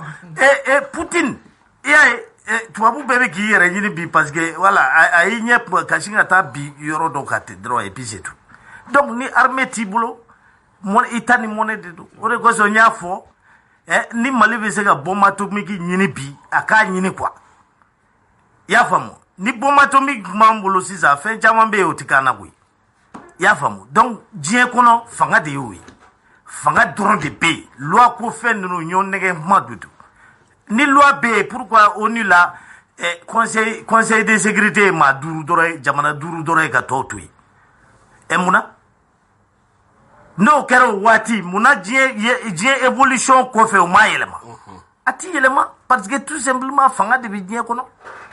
sariya tɛ yen bon donc o de kosɔn battons-nous moi je suis très content que aujourd'hui an ka armée ka se ka centre libéré a ka se ka a ɲɛsin nord ma k'a fɔ Faransi ma ko an tɛ moi je suis très content de ça hali n'an bɛɛ bi sa an bɛɛ ka sa an ye mɔnɛ kɔni bɔ an yɛrɛ la ne tun b'o de nɔfɛ wa o kɛra hali Thomas Sankara ka juru t'anw na bi est ce que i bɛ k'a faamu n'i y'o fɔ Jabate b'a fɔ ko parce que ko ni militaire ka militaire diya ko tɛ koyi ne terikɛ dɔ y'a fɔ n ye ko ale bɛ fo Angola ko sisan n'i y'a fɔ k'i ye malien ye dɔrɔn fo mɔgɔw bɛna photo ta i kɛrɛfɛ oui tout le monde est content ka photo ta i fɛ parce que u bɛ photo parce que tu es malien alors que fɔlɔ o tun bɛ daji de tu i kan est-ce que tu vois e bɛ se ka taa kɛ tubabuw ka wuluni ye cogo di bon donc on est très content faamaw ye décision fɛn fɛn ta a bɛɛ ɲɛna i y'a faamu ka Faransi ambassadeur gɛn ka Faransi yɛrɛ barikani gɛn ma dɔn ne bɛ k'a fɔ CEDEAO ma ko an tɛ fɛn de don a ɲɛna maintenant u y'a ye k'a fɔ ko sisan Mali dɔrɔn tɛ dɛ kɔlɔlɔ bɛ olu yɛrɛ kan Côte d'Ivoire o Sénégal o sɛgɛn bɛ ɲini ka nin bɛɛ fa sisan i y'a faamu donc u bɛ ka na delili de la an ka se ka fɔ ka bɛn kɛ sisan an bɛ se ka juru yoba n'an ye juru yoba lala an bɛna bɛn san 2 kan lala an bɛna bɛn 18 mois kan mais a tɛ kɛ politicien ta ye dɛ k'a kɛ i n'a fɔ dans 6 mois ko an bɛ taa élection na an tɛ taa i y'a faamu wa c'est à dire que an bɛ taa dɔɔni dɔɔni de wala wa n'a waati sera a bɛ kɛ o y'a sɔrɔ an ka jamana sécurisé la an bɛ dingɛ fɛn fɛn kɔnɔ olu de tɛ yan ni san 30 politique partiw ni fɛnw tun ye baara ɲumanw kɛ an tun bɛ se yan ko kuma kana fɔ an b'o fɔ. e bɛ garisɛgɛ joli di négociation ma sen na ani CEDEAO. bon ni ne ka an ka tɔn ye memorandum dɔ kɛ anw ye kalo 9 de fɔ an y'a papier ci journalistw ma o ye anw ka hakilina ye mais i ka o kuma mɛtiri kuma dɔ fɔ sisan ko an bɛ juru yoba an ye san 5 de fɔ ka tila ka na kɛ san 4 ye mais e yɛrɛ ye fɛn dɔ fɔ i ka page kan ko mission ma daminɛ fɔlɔ ko parrainage y'o o fɛnw sɔrɔ cogo jumɛn i ka page kan mais o de ye problème ye o baara bɛ ka kɛ ni malidenw tɔgɔ ye malidenw t'a kalama communauté internationale mɔgɔw nana u ni an ka gouvernement u ye ɲɔgɔn ye kɛ u ye tile 10 baara kɛ hakilina falifali la délai jumɛn bɛ se ka bɛn au même moment et puis n bɛna kuma dɔ f'i ye mɔgɔ dɔw bɛ yen maître ko ne b'a fɔ k'a bɛ sɔrɔ k'a ni sɔrɔdasiw bɛ ɲɔgɔn fɛ mɔgɔ dɔw bɛ yen n'u ye min fɔ bi sini o de bɛ kɛ o ça min bɛ kɛ dɔrɔn u b'a fɔ n'u ko k'e bɛ minɛ sini dɔrɔn i bɛ minɛ quoi i m'a faamu donc ça veut dire que aw bɛ ɲɔgɔn fɛ de peut-être que i n'u ma ɲɔgɔn ye a bɛ se ka ɲɔgɔn ye par personne interposée donc maintenant anw y'o o papier de ye e yɛrɛ ko k'an bɛ ko tila ko jɔn b'a informer parce que ni parrainage kumana dɔrɔn non dugu bɛ ci. aw fana tɛ parti denni ye o. voilà dugu bɛ ci mais min balila ne la Kasimi e yɛrɛ t'a la RFI ye fɛn min fɔ mɔgɔ y'a fɔ min tɛ maliyɛn ye ka tɛmɛ anw kan. parrainage tɛ papier foyi bɔ n'a ma ci ne ma ni sen ta de ma ci ma. non voilà non min bɛ ci président ma don min na o tɛ ci e ma o don. mais ne y'a ye ɲɔgɔnna dɔ de bolo. non voilà non i m'a ɲininka dɛ i y'a sɛbɛn nin. o la bɛ n jaabi o. i y'a sɛbɛn nin ko mais ko nin bɛ se ka kɛ cogo jumɛn ko mission ma kɛ fɔlɔ ko an y'o rapport sɔrɔ ko bɛ kɛ cogo jumɛn. mais an ye kumana min kan a mission kɛra a rapport ma san 4 kɔnɔ ko ka tila k'o bɛɛ kɛ o kɔnɔ kalo 12 ou bien kalo 16 kɔnɔ an bɛ k'a fɔ ko embargo b'an kan donc an b'o mɔntɔn k'o sigi ɲɔgɔn kan kalo 12 bɛ se ou bien kalo 16 bɛ se a tɛ se ka kɛ a bɛ fɔ ko CEDEAO ye embargo bɛn kan mais an yɛrɛ bɛ min kɛ an t'o kɛ et puis o ye kɔlɔlɔba de ye maître k'a faamu ko politique fanga ye partout de ta ye politique fanga partout de b'a ɲini donc nin kuma man kan an ka gouvernement man kan nin kuma ka anw kɔ anw bɛ wele de et puis société civile mɔgɔ t'a kalama observateur minnu bɛ élection fɛ Sango n'a ka mɔgɔw i bɛ se ka élection don fɔ bi cogo jumɛn ka waati fɔ k'i t'olu wele i tɛ parti politique wele donc o bɛ se ka kɛ to o de y'a to an ye sɛbɛnni nin kɛ dɔw ko même n b'a fɔ tuguni aw ka M5 forum dɔ bɛ yen mais ko ka wuli ko ka taa an faga ko non ne ma e tɔgɔ fɔ ko ka an faga donc c'est dire kuma dɔw bɛ yen non n b'a fɛ ka min fɔ non fɔli tɛ adamaden an ka Ala mɔna cogo min na a bɛ fɔ ko adamaden ɲuman i bɛ kuma ɲuman fɔ i da la hali n'i bɛ kojugu kɛ i b'a tu kɔnɔ mais ne b'a fɛ ka min fɔ mɔgɔ maliyɛnw ye an Mali mɔgɔ min b'a dilan ka ɲa i kɛra a tigi fɛ o i ma k'a tigi fɛ o n'a ye Mali dilan i bɛ hɛrɛ sɔrɔ mais u k'a dɔn u k'a faamu mɔgɔ tɛ se k'an bagabaga mɔgɔ tɛ se k'an papa an ti nkalon da mɔgɔ la mais n bɛna min f'i ye n'a ye papier da Ala t'a kɔ o ye wulibali ye e y'a faamu donc an b'o kɛlɛ de la an y'an engagé o de la an nafolo an ni an ka énergie an b'o bɛɛ kɛ politique kɛlɛ in de la donc mɔgɔ tɛ se ka n'an bagabaga k'o fɔ quoi donc o ye e ka yɔrɔ ye parce que e filɛ e bɛ kuma fɔ mɔgɔw b'a mɛn hali ni ne sira ka fɔ t'a mɛn e y'o min fɔ mɔgɔ caman min y'a carte d'écran kɛ k'a ci ne ma a ko non ko Kassim ye nin fɔ mais Kassim il était très simple e ka ne wele i ka cɛbilen wele i ka pipɛri wele yanni i ka nin sɛbɛnni kɛ donc o de ye problème ye anw mana kuma dɔrɔn a jukɔrɔla tɛ lajɛ dɛ parrainage mɔgɔw y'a fɔ u ni France bɛ jɔn ni France tɛ ɲɔgɔn fɛ maître a son doctorat en français jɔn ni France tɛ ɲɔgɔn fɛ Mali la mɔgɔ si maliyɛn bɛɛ fɛn fɛn bɛ yen Mali ka kɛ numéro 1 ye o de ka d'an ye an ka bamanankan ka kɛ numéro 1 wa n'an fɔrila a ye min fɔ n'an ye bombe atomique dilan sa an tɛ tubabukan fɔ tubabuw bɛna ni interprète an bɛ min fɔ ka taa n'o ye mais an ka baara kɛ an yɛrɛ. Amidu bɛ garisigɛ joli di dialogue ma se. bon ne kɔni bolo c'est à dire a bɛ yɔrɔ min na tiɲɛ yɛrɛ la an tɛ se ka foyi kɛ ni tubabu tɛ parce que an tɛ fɛn kalama la o n'i tɛ fɛn kalama fɛn min na i bɛ dugawu de kɛ n'i b'i ka jamana kanu b'i la i bɛ dugawu kɛ Ala ka n'a tiɲɛ n'o tɛ an tɛ fɛn kalama la équipe technique CEDEAO Misael gouvernement Union africaine ni gouvernement ye baara kɛ a kan an t'a kalama an kɔni b'a dɔn a bɛ ka kɛ mais an t'a dɔn a continue bɛ cogo min na o nasugu la n'i ye fasoden ɲuman ye i bɛ dugawu de kɛ ala k'a ɲɛ hali ni sen t'a la ala k'a ɲɛ u bolo an bɛ o duwawu de kɛ maintenant n bɛ ka na yɔrɔ min na c'est que mali bi ni diagnostic n'an ye a faussé dɔrɔn an tɛ bɔ dingɛ kɔnɔ fɛn fɛn mana kɛ bi a bɛ fili parti politique kan c'est vrai an nɔba b'a la mais n bɛ misali di parti politique dɔrɔn ma marali kɛ et n bɛ se k'a fɔ san laban yɛrɛ la parti politique caman ma marali kɛ n bɛ misali di Amadou Toumani Touré ka présidence dɔrɔn kan Amadou Toumani Touré est joint, il n'était pas issu d'un parti politique. C'est un militaire qui a démissionné, a gagné la présidence là. Le premier ministre Joli Sora, le premier ministre Nanita, le premier ministre Mohamed Agamani, au compte parti politique là, politique mo compte. Modibo Sidibé, a comme parti créé, politique mo compte. Ou a famu mako technocrate, koro konare nou, olu nyokona de kundu. Madame Kaidama, a compte parti politique là. A kun bɛ technocrate a kun bɛ fɔ ale fana ma ko technocrate nanna ye Ousmane Youssoufi Maïga ale fana kun tɛ parti politique la a fana ye technocrate de mais k'o misali di dɔrɔn c'est pas pour que ka parti dédouaner mais k'a fɔ ko mara min kɛra bɛɛ da donna a la technocrate yɛrɛ caman bɛ yen nɔ u b'a kɛ technocrate ye bi i bɛ ka pouvoir ta a caman kun tɛ parti la o i bɛ ka sigilen wagati min na u nana don i bɛ ka parti la o kɛra ministre ye o tɛ parti politique mɔgɔ ye lui il n'est pas un militant a ma tɛmɛ parti kɔnɔna fɛ a ma formé parti la mais an ka na IBK yɛrɛ ka gouvernement na a ka premier ministre fɔlɔ a tun bɛ parti politique de la wa Umar Tatamli filanan tun bɛ parti politique la mais sabanan tun tɛ parti politique la o ye Modibo Keita ye Modibo Keita kɔfɛ jɔn nana Bube o tun bɛ parti politique la mais naaninan tun ye jɔn o tɛ Boubou Cissé tun tɛ parti politique la o donc n'an ko an bɛ diagnostic ta c'est une défaillance collective. Boubou ye wɔɔrɔnan de ye. Boubou ye wɔɔrɔnan de bon Abdoulaye Idrissa tun ye parti ye mais Boubou tun tɛ parti ye ani Boubou de binna ɲɔgɔn fɛ u tun tɛ parti politique la donc c'est une défaillance collective ale yɛrɛ Maître Konare n'u kɔrɔ don n ka bonya b'a kan ale yɛrɛ bɛ kuma u ka milieu juridique kan kosɛbɛ ka critique k'o kan e bɛ kuma journalisme kan e bɛ critique k'o kan donc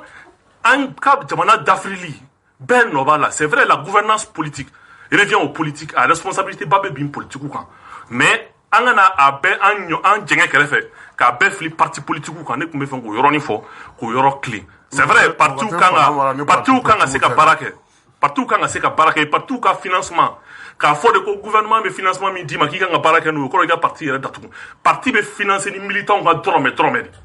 anw filɛ nin y'a san caman ye an tɛ ka financement public sɔrɔ depuis a jɔra mais an b'an ka activités kɛ an b'an ka sièges sara an b'an ka congrès kɛ et an bɛ continuer ka financement kɛ dans les communes mais mun b'o kɛ an ka militants ka dɔrɔmɛ an'u ka mugan o de bɛ fara ɲɔgɔn kan o de bɛ k'a to parti sinsinnen don donc parti ka financement kan ka k'o ye mais parti man ka kɛ de ko i bɛ taa gouvernement na k'i ka militants ta k'u don direction na ka jamana wari ta k'i ka parti jɔ n'o ye o de kan ka dabila Mali kura la an bɛ jɔsen kura de ta jɔsen min n'i donna gouvernement na e bɛna mission de accompli mɔgɔ min ni min ka kan i b'o d'o ma chacun selon ses mérites c'est ça le Mali. Martin ka kɛ ni CEDEAO ka délégation nali an y'a ye k'a fɔ a kumaw bɛ sen na i fana hakilinaw ye jumɛn ye a la. Bon ne hakilina ye min ye o ye san 5 in de ye. Hali gouvernement yɛrɛ to ka tugu ni papier la ko papier min bɛ ninnu bolo parce que olu ye papier min bɔ gouvernement yɛrɛ y'o bila. mais a fɔra ko kalo 6 ne bɔra a tɛ se ka k'o kɔnɔ. A ye kalo 6 ko kuma t'a la fana. Bon o t'a la bon san 5 min fɔra programme taara yira CEDEAO la a taara ni san 5 in de ye n t'a dɔn ni y'o ye ça veut dire olu de b'a dɔn plan b'u bolo ko dɔ de kɛra ni. ayi plan min kɛra a ma kɛ Mali gouvernement kɔ a ma kɛ CEDEAO kɔ a ma kɛ Union africaine kɔ a ma kɛ médiation Algérie yɛrɛ min bɛ k'a ko bɛɛ piloter u bɛɛ de jɛra ka plan min kɛ n'o kan ka fɛn nin tile 2 in kɔnɔna na o munumununen tɛ. o date ma fɔ fɔlɔ. a date fɔlɔ ne b'a fɔ e de t'a dɔn. bon e t'a dɔn ka ban. ne tɛ se k'a fɔ. bon ni min ma publier. parce que a b'a yamaruya fɔlɔ. bon ni min ma publier. an t'o fɔ n bɛ kuma fɔ n ko san 5 ye ne fɛla ye.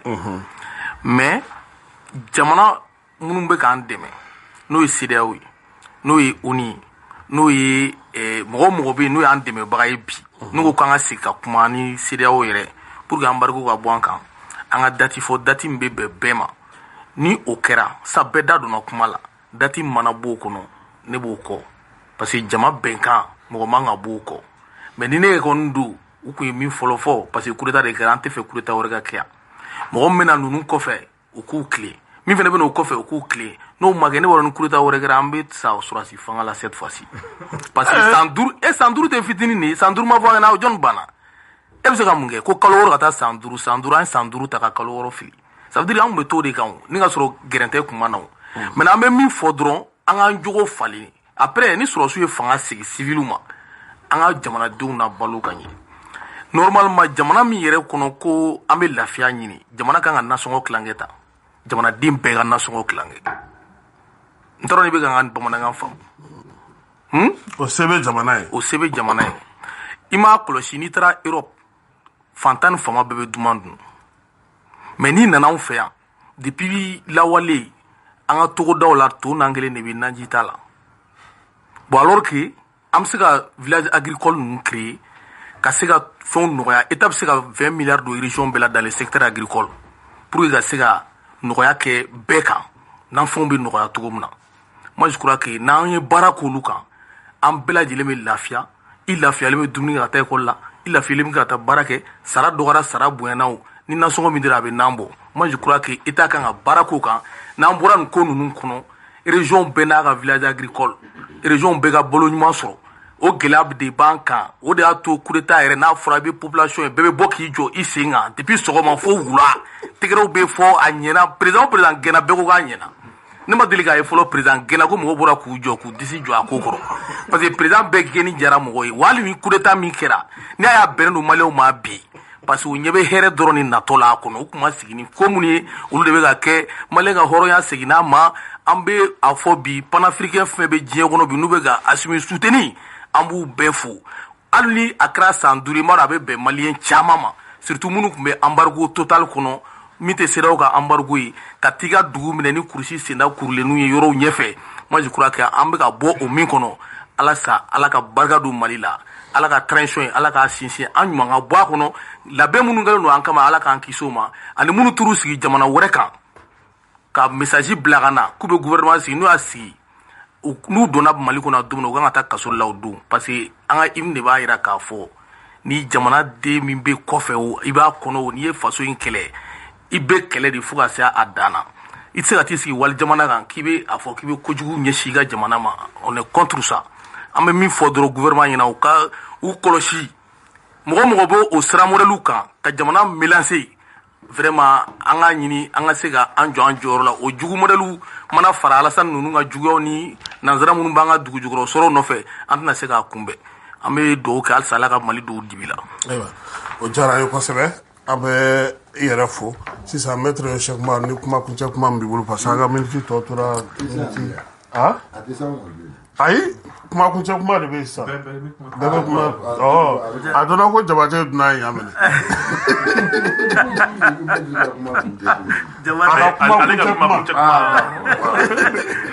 Jabate tɛ fɛ hali kuma ka di Kasim fɔlɔ ye mun ye Mali bɛ yɛrɛma hɔrɔnya sira de kan tiɲɛ tiɲɛni yɛrɛ la ne nisɔndiyalen don o la parce que tubabuw kun kɛlen don ka système dɔ de sigi yan depuis 1991 olu de b'an ka faamaw sigi i y'a faamu u b'i tɛgɛ minɛ ka taa yaala n'i ye dugu ni dugu Umar Bongo ninnu ni Ouattara ni fɛn ninnu olu bɛ miliyari damadɔ kɛ ɲɔgɔn kan k'o d'e ma e bɛna mɔgɔw san parti caman bɛ k'i bolo i b'olu yɛrɛ fana san parti tɛ vendeur de voix en gros ye sa wa grossiste non Jabate alors donc i b'olu san k'olu kɛ ɲɔgɔn kan et puis tu passes a élection dɔw bɛ se ka miliyari 10 dépenser pendant que mɔgɔ dɔw bɛ yen miliyɔn 100 t'olu bolo donc tubabuw kun kɛlen don k'o système de sigi wa tant qu'o système kun bɛ yen olu ka mɔgɔ de bɛ passer o système nin de firila da kan sisan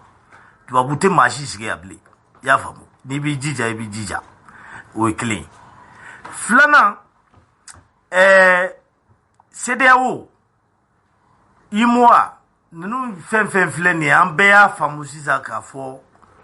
an ɲinw tɛ donc Faransi ka lasigidenw de don donc an ka fɛɛrɛ ɲini n'an bɔra nin crise kɔnɔ an bɛ se ka an yɛrɛma hɔrɔnya tɔ ta cogo min na mɔnɛ ko sira kan ani sira wɛrɛw kan ni ne ko n ka n ka bɔ CEDEAO la mɔgɔ dɔw bɛ kule mais n'i bɔra CEDEAO la o kɔrɔ tɛ k'a fɔ ko maa maa bɛ jamana bɛ CEDEAO la k'i n'olu kɛlɛla o tɛ o i mana bɔ CEDEAO la i bɛ se ka taa jamana ni jamana ka accord kɛ bilatéral ye Sénégal accord dɔ b'i n'olu cɛ Burkina accord dɔ b'i n'olu cɛ Abidjan accord b'i n'olu cɛ mais o accord b'i n'olu de cɛ a t'i ni CEDEAO cɛ n'u bɛ t'u ka CEDEAO la u ka to a la yen mais accord de bɛ ni jamana kelen kelen bɛɛ cɛ Guinée t'o cogo de la pardon Mauritanie ni Algérie ni fɛnw bɛɛ t'o cogo de la olu bɛ CEDEAO la donc Algérie accord b'a ni Mali cɛ accord b'a ni Maroc cɛ accord b'a ni maa wɛrɛw cɛ c'est comme ça allez Donald Trump nalen États-Unis n'a bɔra accord ba ninnu bɛɛ la ka sɔrɔ ka accord kɛ ani jamanaw ni ɲɔgɔn cɛ kelen kelen ne b'o système ɲɔgɔn de fɛ i y'a faamu o b'a to ni min ma to i ta la a bɛ fara ɲɔgɔn na i ni tɔw bɛ continuer mais o de ye wahatari ka t'i sigi u kana juru don i kan na ka gɛrɛntɛ ta k'i ka frontière datugu c'est quoi ça CEDEAO ni UEMOA ma dabɔ de pour que ka commerce ni libre échange développer embargo jumɛn de sɛbɛnnen don olu ka texte kɔnɔ bingani dama de don c'est pourquoi an bɛ k'a f'i ye n ko loi tɛ diɲɛ kɔnɔ fanga dama de bɛ yen i b'i jija ka armée ɲɛnama sɔrɔ bon an b'o sira kan sisan donc an kan k'o sira de continuer maintenant élection fɛn do a cɛ ka ɲi mais a ka kɛ waati kɔnɔ waati min n'a y'a sɔrɔ la an kɛlen don ka jamana jɔ a sen kan i y'a faamu k'an girin ka taa élection na ko élection on n'est pas d'accord donc territoire ka sécuriser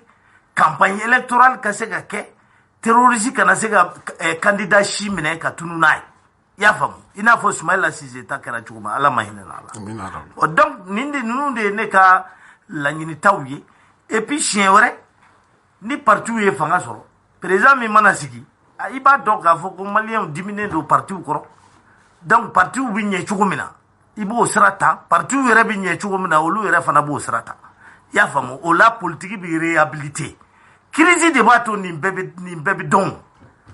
et pourquoi assise kɔnɔ résolution fan bɛɛ la bɛɛ ko ka dɔ bɔ partiw nombre la ka da mun kan pourquoi m'a fɔ dɔ ka bɔ fɛn wɛrɛ la fo partiw nombre parce que mɔgɔw diminen de don o kɔrɔ n'an m'o faamu an ma fɛn bɛrɛ faamu dɛ politique mɔgɔw diminen de don partiw kɔrɔ donc u ka baara taabolo u k'a falen i n'a fɔ an y'a fɔ cogo min na fɛn wɛrɛw ka falen jamana kɔnɔ donc olu fana ka baara taabolo u k'a falen o fɔli kɔrɔ tɛ k'a fɔ i bɛ mɔgɔ parti contre la o fɔli kɔrɔ tɛ k'a fɔ i bɛ politique mɔgɔ contre la Jabate yɛrɛ ye ne terikɛ ye mais a nalen don kama bi quoi Jabate kuma kuncɛ kuma jumɛn b'i fɛ ne b'a fɛ ka i fo fɔlɔ i diyara n ye mais Maître Konare ka kuma in yɛrɛ c'est en contradiction avec la constitution du Mali constitution an kana débat kura non débat tɛ kurakuraya Mali président fɔlɔ olu ka constitution na olu de ko Mali pɛrɛlen don ka diɲɛ jamana fan dɔ walima a fan bɛɛ lajɛlen unité africaine ye donc i tɛ ka taa o la ale ka mɛn min ma ko ka accord kɛ jamana kelen kelen ni ɲɔgɔn cɛ donc ça veut dire que ale yɛrɛ ma sɔn min ye indépendance d'a ma n'an bɛɛ b'an disi gosi n'o ye a ma sɔn o ma et puis a bɛ k'o min fɔ Mauritanie ni La Guinée a ka Mali ka situation géographique la et puis ale ta ye min ye a bɛ voyager avion de la sinon minnu bɛ voyager duguma sira fɛ Garante b'u don Côte d'Ivoire a b'u don Ghana a b'u don donc u b'u miiri to o mɔgɔ ninnu na o mɔgɔ ninnu visa c'était minnu ye n'u bɛ doni ka bɔ kɛ Afrique de l'Ouest kɔnɔ CEDEAO kɔnɔ an balima minnu tun bɛ Côte d'Ivoire séjour ko e bɛ dɔɔnin dɔn a la ou bien a kuma mɛn donc n b'a fɛ k'o de fɔ mais a bɛ ka min fɔ jamana yɛrɛ ne ka faamuyali la an démocratie élection o de y'a fura yɛrɛ yɛrɛ o de y'a fura kɛcogo ɲuman dɛ non o de y'a fura kɛcogo ɲuman de ko don programme ɲuman min filɛ olu bolo ka bombe ni fɛnw dilan dɔw k'o kɛ programme ye maliyɛnw k'o ta dɔrɔn o la ale yɛrɛ ye min fɔ ko ambassadeur de France gɛnna kuma min na ale yɛrɛ y'a fɔ pouvoir illégitime illégal ale bɛ k'o fɔ donc o de b'a to iyo fo iko ku ya tan fanga de ko coup d'état ko jago ya fanga ay no yemi fo nya to ga ne fi oh voilà ya nya to ga ne no ma la ni yemi fo da uma oh voilà donc c'est ça donc pour que o kana fo parce que no fo ne ga fo ma avec digine là pour que o kana fo anga an dale no mina ko ma atlara ka fo fene ko malien ya fam ko warte mo assemblée donc anga ta élection na u ga mo nyuma ta ka programme nyuma ta pour a bébé gérer mais m'a fait ka min fo franchement mena m'a fait ka min fo Mali be niveau mina munu be kuma la u ta don Mali be dinga min kono na man bolo di nyoma ma avec gelare propagande ka cha ko nuna an bolo di nyoma ma ante jamana wɛrɛ foyi sɔrɔ ka tɛmɛ Mali kan mais malien nationalité te mi ye a premier quoi an be mɔgɔw wele u kana an dɛmɛ mais nous nana an dɛmɛ an yɛrɛ jɔyɔrɔ ye mun ye an kan an ka bɔ a bɛɛ la moi je suis d'accord mais an mana min fɔ jɛ la o ye maliyɛnya ye depuis a tɔgɔ tɛ ko Mali n'i y'i dala kan di diinɛ la a bato n b'a fɛ k'o de fɔ ka maître fo ka Martin fo ka Dunbiya fo ka i yɛrɛ fo ani mɔgɔ bɛ yan ala ka jamana basigi ala ka an bɛn kelen ma ala ka segin an bɛɛ ɲuman ye so hakɛto b'a ka sala la ma Amidou. Ok, nebe minfo, c'est que chaque crise est une opportunité. Et que anga don ka fo ambe geleya min kono. Anka nga se ka miri shini machine ngene ma anga na se ka doni geleya kono blin tukushi. O la fu malien beka ayera kunaje. Na ye politique toyen. Ika nyini ngali ke mun la jamana don famba te ku yere yana. Pour que sans nous minale. Anga baraka se ka clean ka jamana denw ka kanu sɔrɔ n'i ye jamana den fɛnɛ ye i k'i yɛrɛ ɲininka mun de la politicien ɲuman jamana kɔnɔ a tɛ tɛmɛ 1% 2% kan mun de la 400 bilala programme ɲɛ e k'o yɔrɔ corriger n'i ye avocat ye i k'a dɔn k'i ka plaidoirie fanga de b'i la gagner i kana compter juge kan ni juge ka clémence kan juge fɛnɛ k'a dɔn a k'a ka baara kɛ a cogoya la n'i ye citoyen ye i ka devoir ye mun ye i k'o accompli an bɛ Mali min nɔfɛ sini an bɛ yɛrɛma hɔrɔnya min nɔfɛ sini o yɛrɛma hɔrɔnya tɛ sɔrɔ n'an kelen kelen m'an jogow dilan o de ye kuma tiɲɛ ye politiki mɔgɔw filila bɛɛ lajɛlen dɔ kɛ jamana in na mais bɛɛ lajɛlen ka miiri k'a fɔ ne bɛ se ka mun de kɛ kunu n'o bɛ sini min bɛ ɲɛ ni kunun ta ye recherchons la meilleure version de nous-mêmes n'o kɛra an bɛ Mali kura min nɔfɛ an b'o Mali kura sɔrɔ o Mali kura tɛ sɔrɔ k'an tɛgɛ ɲɛsilen to maa wɛrɛ ma k'a sɔrɔ an m'an tɛgɛ kun ɲɛsin an yɛrɛ ma ne bolo la meilleure des guerres qu'on mène c'est la guerre qu'on mène contre ses propres défauts et je pense que malien bɛɛ kan k'o jateminɛ n'a y'o jateminɛ an b'an ka yɛrɛma hɔrɔnya sɔrɔ n'a y'o jateminɛ an bɛ Mali kura sɔrɔ n'a y'o jateminɛ an bɛ ɲɛmaw sɔrɔ ɲɛma minnu bɛ miiri kɔmɔgɔw la an ka dugawu kɛ ala ka Mali kisi ala ka Mali dɛmɛ ala ka Mali kanu don bɛɛ lajɛlen na maa minnu tɛ Mali fɛ ala k'u lebu maa minnu bɛ Mali fɛ ala k'u sankɔrɔta ne bɛ bɔ kuma la yen nɔ ala ka su hɛrɛ d'an ma. Idoumbia. Martin. Bon, maintenant ne bɛ min fɔ ka ɲɛsin maliyɛnw bɛɛ lajɛlen ma o ye k'a fɔ an bɛ crise o crise kɔnɔ programme de tɛ yen jamana marala ni ping pong de nin ye n dɔnbaga ye nin ye n terikɛ ye nin ye n dɛmɛ cogo la jamana marala tɛ an kan ka bɔ o kɔnɔ élection bɛ na nin kɔfɛ transition kɔfɛ Mali ka ko tɔ sigili ni Mali basigili bɛ bɔ o de kɔnɔ n'a bɛ candidat o candidat choisi a y'u ɲininka u ka projet de société la u bɛ fɛ ka jamana jɔ cogo di parce que n'a ye wari bila ɲɛfɛ toujours a bɛ jigin ni dingɛ kelen kɔnɔ de embargo bɛ na tuguni il faut que bɛɛ k'o dɔn n'i ko 400 embargo bɛ yen fo bɛɛ k'i sigi o kan o ye kelen ye filanan carte d'électeur Dunbiya ye kuma dɔ fɔ yan ko ne ma voix sɔrɔ c'est vrai ne tɛ voix sɔrɔ parce que ne ma wari di ne ye muso groupe caman ye u b'a fɔ ko wari k'i ta filɛ n ta filɛ u y'o fɔ ne na élection na ne ko bon ni ala sɔnna ma ne fana bɛ laɲini kɛ jamana fɛ i ta filɛ papier min n'i bɛ k'o fɔ dɛ u k'a sɛbɛn kɔfɛ n'i minɛna la 6 mois d'emprisonnement k'o sɛbɛn kan a bɛ d'i ma et puis BR ka bila fan bɛɛ police commissariat bɛɛ k'a bila alerte la ni mɔgɔ minɛ carte d'électeur feere la i ka taa 6 mois ye kaso la ani 300 000 francs d'amende n'a y'o kɛ san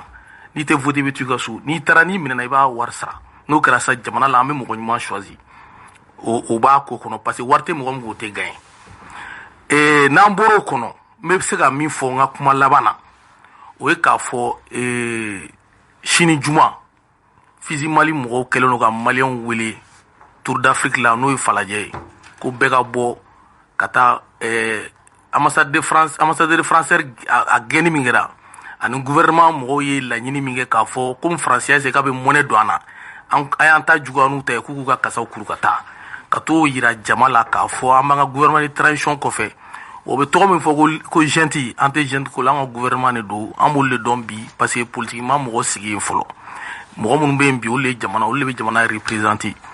an bɛ message min lancer parti politique bɛɛ lajɛlen ma halisa u k'a ɲini hali ni ka sɔrɔ da tugulen don u ni gouvernement cɛ u ka sigi ka kumaw kɛ parce que an bɛ crise min kɔnɔ bi fo maliyɛnw ka fara ɲɔgɔn kan wa côté ye fila de politique mɔgɔw ani sɔrɔsi minnu bɛ fanga la bi ani transition kɔnɔna la an ka bɛn an ka kɛ kelen an ka hakilinaw di ɲɔgɔn ma o de bɛ se k'an ka jamana in bɔ nin gɛlɛya in kɔnɔ bi hakɛto bɛ kuma la n ka foli bɛ bɛɛ lajɛlen. an yɛrɛ b'aw fo k'aw waleɲuman dɔn min ye Amidu Dunbiya ale tun bɛ parti yɛlɛma ale tɔgɔ la Seydou Jawara Martin Fizi Mali Maître Cheikh Umaru Konare ale ye avocat ye ka taa se Alu Jabate ma ale tun bɛ parti parrainage sagajigijɛ o tɔn tɔgɔ la Amara Kone Bako min ye Keba Jalo ye Alex ale ni Chris olu tun bɛ pour que ka se ka émission fili bɔlɔlɔ sanfɛ aw ka mɛn n'Ala sɔnna ma sibiri don an na